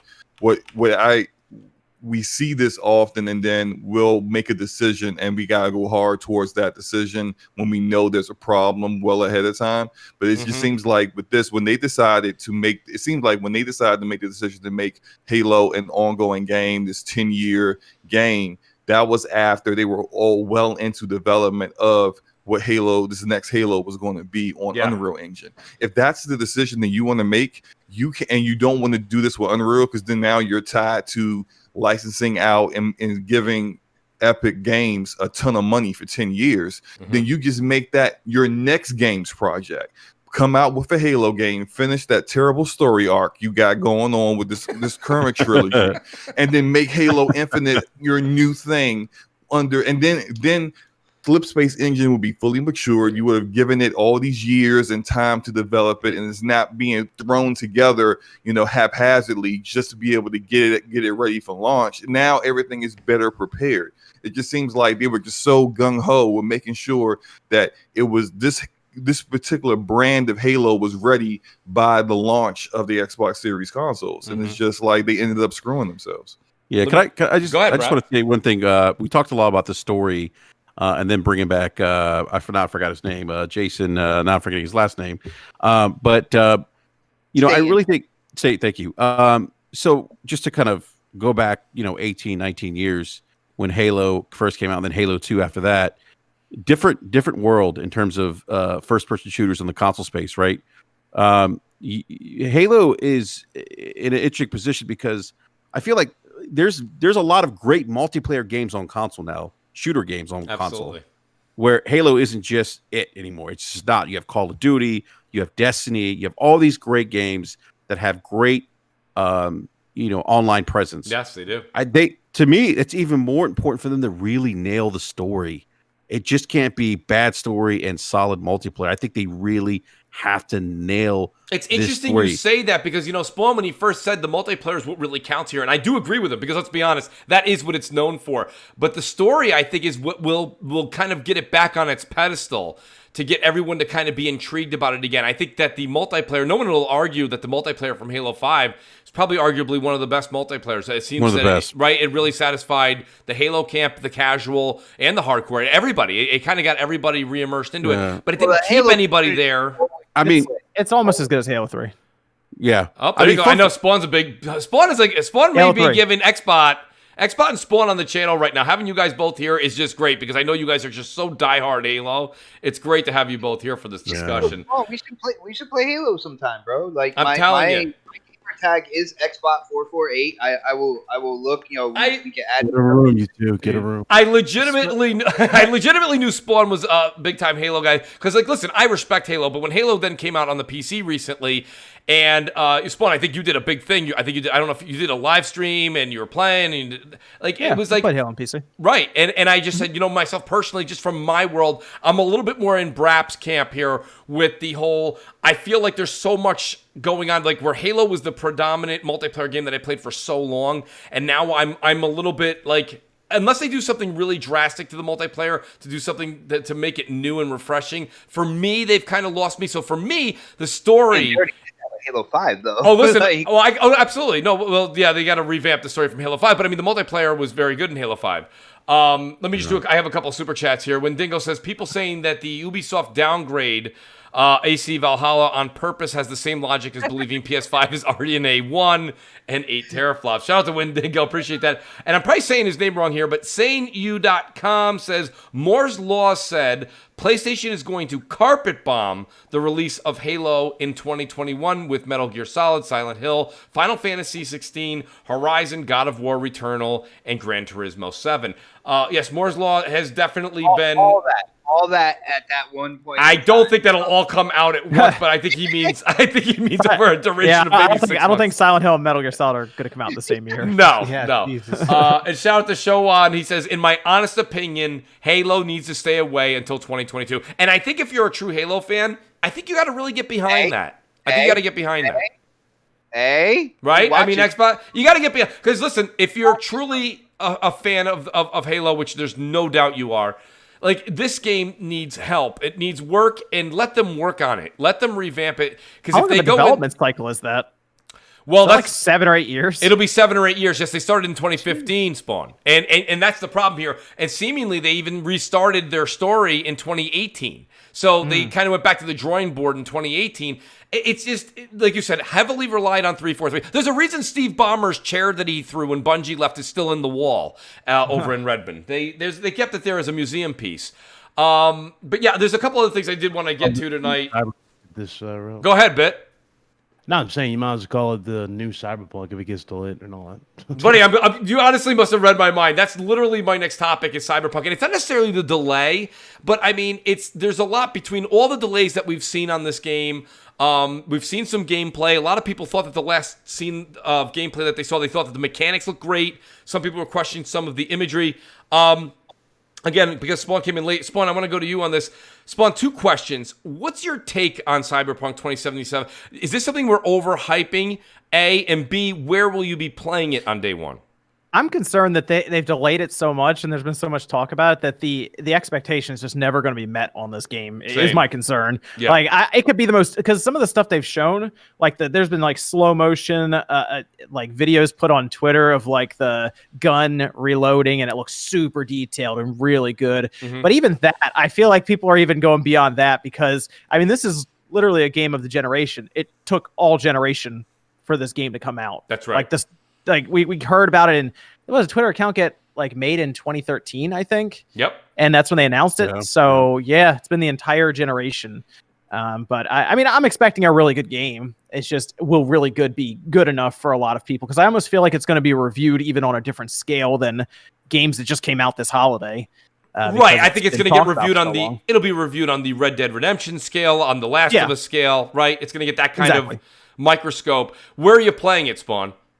Playing it on, I'm going to get it on the PS5 and I'm going to get it on PC as well. Okay, then that's very similar. I was definitely going PC first on that and then possibly PS5. Well, I want to see how I'm curious how the adaptive triggers will be brought in when they do the next gen patch because I think what you're going to see is I mean they're going to put the game out, it's just going to run through backwards compatibility on either the Xbox or the PlayStation anyway, and then we'll get some kind of patch next year and who knows, maybe if it looks good enough on the Xbox maybe we'll grab it there or maybe it'll have like the cross buy thing on PC. I don't know how that's going to work, but CD Projekt Red's pretty good with it, so we'll see. Interesting. Now, Bit, I know that Bit is Bit. Are you chomping at the bit to get your hands on Cyberpunk, or and if so, where are you playing it? More likely PC, and I will dab in PS5 if they actually blow me away with it. So we'll see. Yeah. Now, how far are we out from these updates for PS5 and Xbox Series X? Are we 6 months out, 3 months out, 12 months out? I mean, have we gotten any word on that? Not that I'm aware of. Nah, I don't think they ever gave it the actual date. No, it's like next year. The main speculative number I've seen from the most people who are probably all talking out of their asses simultaneously is like April. I've seen people say that. Nice. Well, see, now just add that's 6 months fine. onto that. Okay. Yeah, exactly. By October. Year after release. That's why I'm seemingly going PC day 1 as well. I want to start to enjoy the finer, if you will, parts of life that Cyberpunk is going to give each one of us. Everything that you're so excited about. Yes, go ahead, Brap. I know. We on PC, we always enjoy the finer things. Oh, there you go. For some reason, I see Brap drinking champagne with the pinky in the air when he says this. Yes, sir. Yes, I will. Not only do we do that, but we do that with no sacrifices. Wow. Nope. And sometimes on sale. Listen, I got to tell you, I think, right? I do think that for some reason, I just think that, well, you do pay for it on the front end. That is very true, Xbox. Good point. That's true. I like Xbox with the, he's the asterisk king, by the way. Yeah. But hey. Yes. Go ahead, Brad. Yeah, look, no, but you'll pay for it. I have to disagree with that. Frames. Premium gaming is the same cost across the board. Facts. No matter what. A lot of guys on consoles will be like, well, I had to pay $1,500 for my PC. And then you see them, screenshotting their $1,700, LG. Yeah. And it's just like, hey, that's the cost of premium gaming. You're going to be spending well over $2,000 to really enjoy the very best of what you're going to play. It's a true story. Yeah. Months prior, dudes didn't want to listen. Like, one was a big topic as well. Yeah. So another question for DC. DC, listen, I'm very well aware that you have a gaming PC, but let's just be honest here. You are a console gamer. There's just no way around, console. right? There's no ifs, ands, or buts. Where are you picking this up? I like how Spawn threw that little caveat in there. I wasn't even thinking about how the haptic feedback, etc., will be implemented. Into the DualSense. Does that play a role for you, or are you going with the marketing and wondering if Xbox will prevail? Are you getting this for Series X or PS5? So I'm planning on playing through it first on PS5 and playing it pretty seriously. I probably want to get the Platinum Trophy and stuff, but I honestly think this is going to be the one game this year I'm going to buy on every platform. Simply because I am curious to see what gets updated first, what's get patched first. I may end up doing multiple playthroughs on multiple systems because I'm not really interested in playing it on PC, just in general, even though my PC could run it. I'm more curious about seeing, like, I don't know. I want to play it on different hardware and stuff. So, yeah, I think I'm most excited for PlayStation, though, for sure. Yeah, no, I'm seeing that seems to be the note. I actually did a poll today, and I thought it was interesting. I wanted to end it for Crossfire, but for some reason I just did a 24-hour. Right now, I did this poll 7 hours ago. 7 hours ago, just to give everybody an idea of the topic at hand. I said, where is everybody playing Cyberpunk 2077? I gave the option of PlayStation 5, Xbox Series X, PlayStation Master Race, or absolutely no interest in this game at all. I'm at 3,092 votes. And it's at just about 50% of the 3,092 votes are at PlayStation 5, Xbox coming in at 27%, PC at 15%, and no interest at all in the game at 7%. Just amazing. I got that much of a feedback. 3,000 votes in just 7 hours.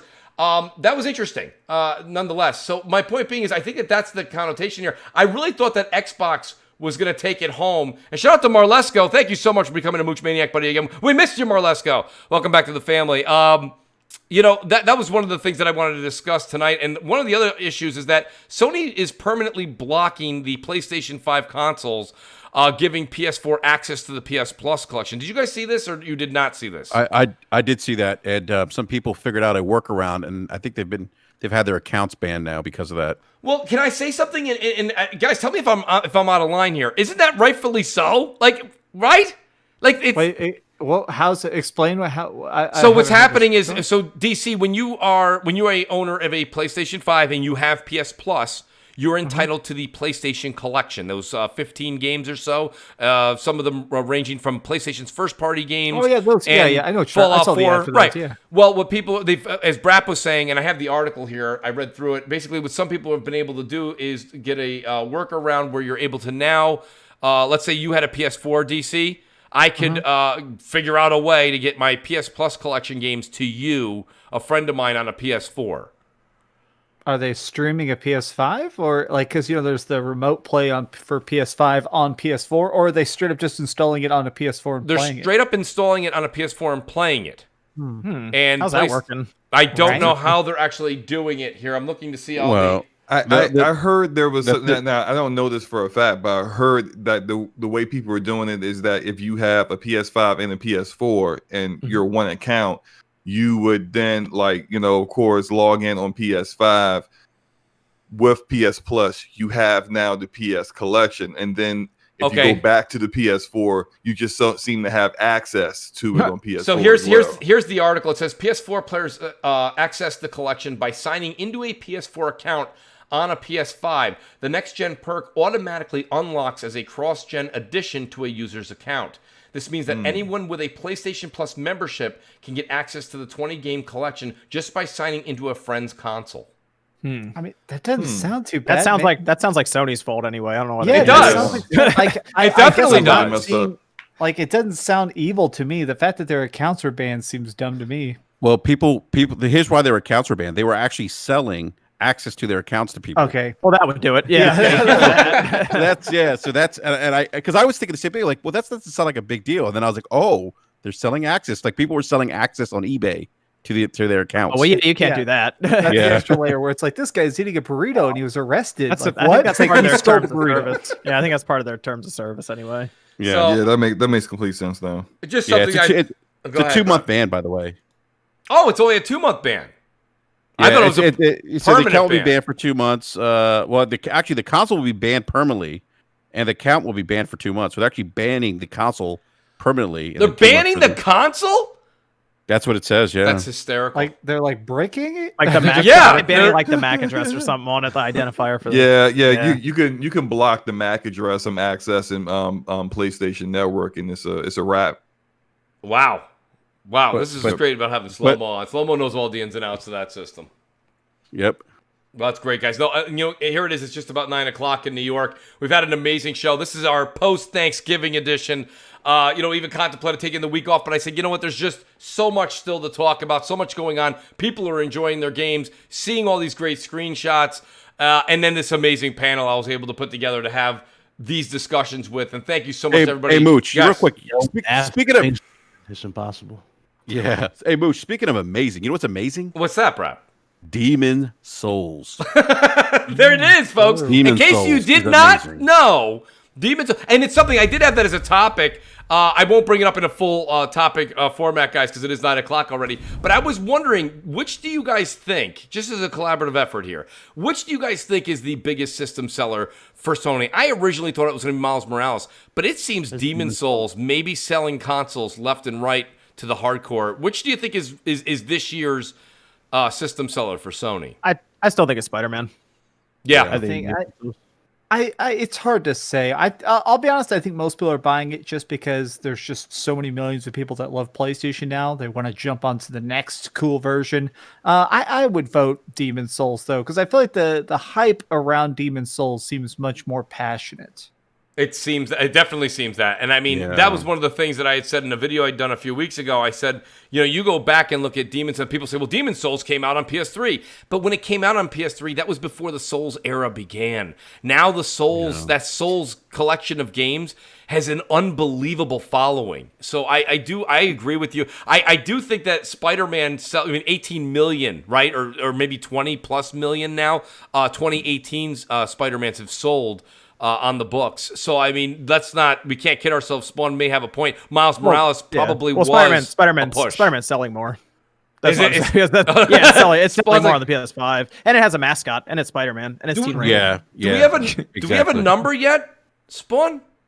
We have some out of Japan now. Japan I saw, but it's jumping ahead. I think Spider-Man's gonna end up selling more on the PS5 just because, like, Demon Souls, it's a great game. I really like it, but it's hard for the average gamer. It's difficult, and two, it's not exactly something you're like, well, my 10-year-old kid wants the PS5, or like 12-year-old kid wants PS5. They'd rather buy them V-Bucks for that kid than Demon Souls. Let's be real, right? To play Fortnite on the PS5. I mean, that's just the way it is. Well, and games with good stories. I think as much as people want to try and hate on interactive movies, like interactive movie experiences, which what this kind of is, it's 6 hours of main story plot line with punching people and watching great jokes. I mean, those sell. It does sell. Great showpieces and all that kind of stuff, like real bombastic events happening like that. That's the kind of stuff that definitely sells. I gotta say, I really platinum Spider-Man Miles Morales, and bravo, because listen, if you're gonna go ahead and platinum it, you're gonna get well over your money's worth. But even if you don't platinum it and you just enjoy your casual side quests, you're not doing all of them, and you're doing the main story. What an unbelievable branch off series they've got steady, right? I mean, just amazing. It felt like another movie. So it was also like the actual storytelling and the narrative and all of this with the good gameplay. It was fun. I got news for you. Spawn, I'll take that a step further, because you said that. I know we had Into the Spider-Verse, and I get that, but honestly, forget the Tobey Maguires and what's the gentleman's name that played the latest, but Andrew Garfield. Not Garfield. Well, I went to Total Recall to forget his. Tom Holland. Yes, I got to be honest with you. We need a Miles Morales movie, like a legit blockbuster movie, and because that is a great story, and have the two of them, the way that they can kind of interact throughout the city, and one takes on responsibilities when the others maybe away, like Peter was in this one, or he gets captured or whatever. It's just a fantastic play. Bring him in with Venom and Carnage. Yes. Yes. I got a real hot take. The Spider-Woman comics, Ghost Spider, are fucking amazing now. I want to see that. I want to see them, now that they've shown that they are so good at the formula, they can make a totally different Spider-Man just as freaking good as Peter Parker. Just that they wrote the story just as good as 2018 Spider-Man. I would love to see them actually bring in Gwen Stacy, Spider-Gwen. They probably will that would open be the pretty door. cool. That would Yeah. be cool. Yeah. So, I mean, this I would is think that. amazing that Sony may be able to get their hands into all of those and then bring those all to the console. That's amazing. I just myself personally wanted to put that caveat out there. I enjoyed Miles Morales so much. And to know that that's just like literally the tip of the iceberg. Like Spider-Man 2 is going to be even much better as it utilizes the full potential of the PS5. And then when we can see possibly we'll get a Miles Morales game that's a full game by the end of the generation. That would be a real surprise. And I would welcome it with open arms. Guys, let me Miles was teased in Homecoming with his uncle. That's in the game. say it again, Bit. Did you know that Miles was teased in Homecoming? No. Oh yeah. I haven't seen Homecoming. I but haven't saw seen the Homecoming tease. yet. Shame on me. You didn't see Homecoming? It's the only Spider-Man movie I have not watched. I've seen know. every Same. other one 1,000 times. That one I haven't watched yet, and I have no excuse, Bit. I have absolutely no excuse. As a matter of fact, I'll punish myself after the podcast. I'm watching it tonight. It's done. It's over. That being said, it is. It's my fault. I really should have seen that by now. That is ridiculous. I have no good example or reason why I have not watched that movie yet. But guys, we had a great show tonight. I want to just say thanks to the panel, thanks to the chat. I'll go in reverse order here. We'll go as quick as we can so you guys can get back to gaming and enjoy your Friday evenings with your better halves, etc., etc. Let me say thanks to Spawnway. Spawn, I know you had a lot going on today. We were talking throughout the day in the DMs, and you said, listen, I'm going to the studio, I'm recording, I'm doing this, I'm doing that, and I'll definitely be there, but it'll be a little late. Spawn, thank you so much for being here tonight. Your insight was fantastic, and we can't wait to have you on the show again. Let everybody know where they can find you. Oh, thanks for having me, Mooch. Appreciate it. Yeah, you can find me at Spawnwave. Appreciate the invite, and I'll be back on again at some point. Appreciate that, Spawn. Always great to have you on the show. And then I got my buddy here, DC. DC and I got a cameo. Listen, Mooch gets it. I got a 15 seconds, guys. I don't know if you guys realize this, but my 15 seconds is in one of DC's videos.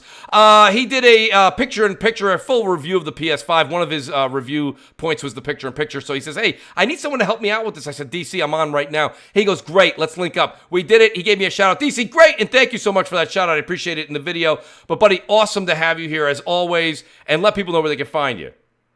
Just youtube.com/Dreamcast guy. I'm super close to 200,000. I might hit it this week. So, if you're not subscribed already, go subscribe. I'd appreciate it. Congrats, man. Absolutely, DC. You deserve it, guys. Guys work really hard. Appreciate you being here. And then I got my buddy here, Bit Cloud Gaming. Bit is he just knows what he's doing, buddy. Not only does he does a podcast and he does this podcast. Now he's doing a show while doing the show. I don't know what's left for this guy to do on a podcast, to be honest with you. Bit, thanks for being here tonight, buddy. It's podcast inception. Right? It's unbelievable. Bit, great to have you here tonight, buddy. Let people know where they can find you. Well, first of all, thanks for having me. We knocked out damn near 4 bosses while the show was going on. Well, that's the power of CrossFire, Ben. What can we say? So thank you. Good talking to Dreamcast guy and Spawnwave. Good to meet you guys first time. Yeah, man. And everybody else here, you know the deal. Thanks for having me. Appreciate it, Bit. And then I got my buddy here, Brap, Basement Radio Arcade Podcast, Wednesday nights, 9 o'clock. Brap, let people know where they can find you, and thanks for being here. Absolutely, my pleasure. Great. You know what a great way to spend the day after Thanksgiving, by the way, or I should say the evening. Great. Here on Crossfire. Yeah, Yes. It was an awesome show. Great panel, great topics, great conversation. But yeah, you can find me on the Twitters at Brap_podcast. And as Mooch said, on YouTube, Basement Radio Arcade Podcast, every Wednesday night, 9 p.m. Eastern Standard Time. Awesome. Thank you, Brett. Appreciate that. And then I got my buddy here, Slow-Mo Backslap, who is literally, I got to be honest with you, Slow-Mo, of all the people on the panel tonight, I literally took you away from the PS5 that you've been yearning to get your hands on, and you got a few hours ago, and you took time to be here tonight. Slow-Mo, thanks for being here tonight, and let people know where they can find you. Great show, guys. Absolutely awesome panel. You guys can catch me on my YouTube channel, Slow-Mo Backslap, and also check out the DPS podcast, which next week will be on Gaming Forte's channel at Thursday, 9 p.m. Eastern. So yeah, come check us out. And I'm gonna get back to playing my PlayStation 5. So you guys have a great one. Sounds like a plan, Slow-Mo.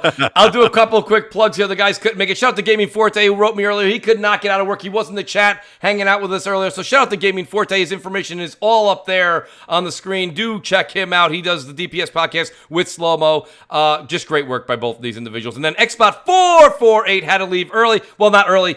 Right around 9 o'clock. He's always got something to do. But I want to thank the Xbot448 for being here. He's the greatest Xbox defense defense lawyer on the planet, and we have him on the show. Xbot has his show on Thursday nights, 9 o'clock or 7 o'clock. Pardon me. Next podcast, do check it out. And then last but not least, the Crap Gamer. Shout out to Crap Gamer and Crap Gamer Reviews. Crap literally did all those pictures you see. Not one of them with him, but of all the pictures you see, he was one of the people in line getting consoles for the kids. So did a great job, and he did obtain the Xboxes he wanted. He got his hands on the gaming consoles he needed to get for the holidays.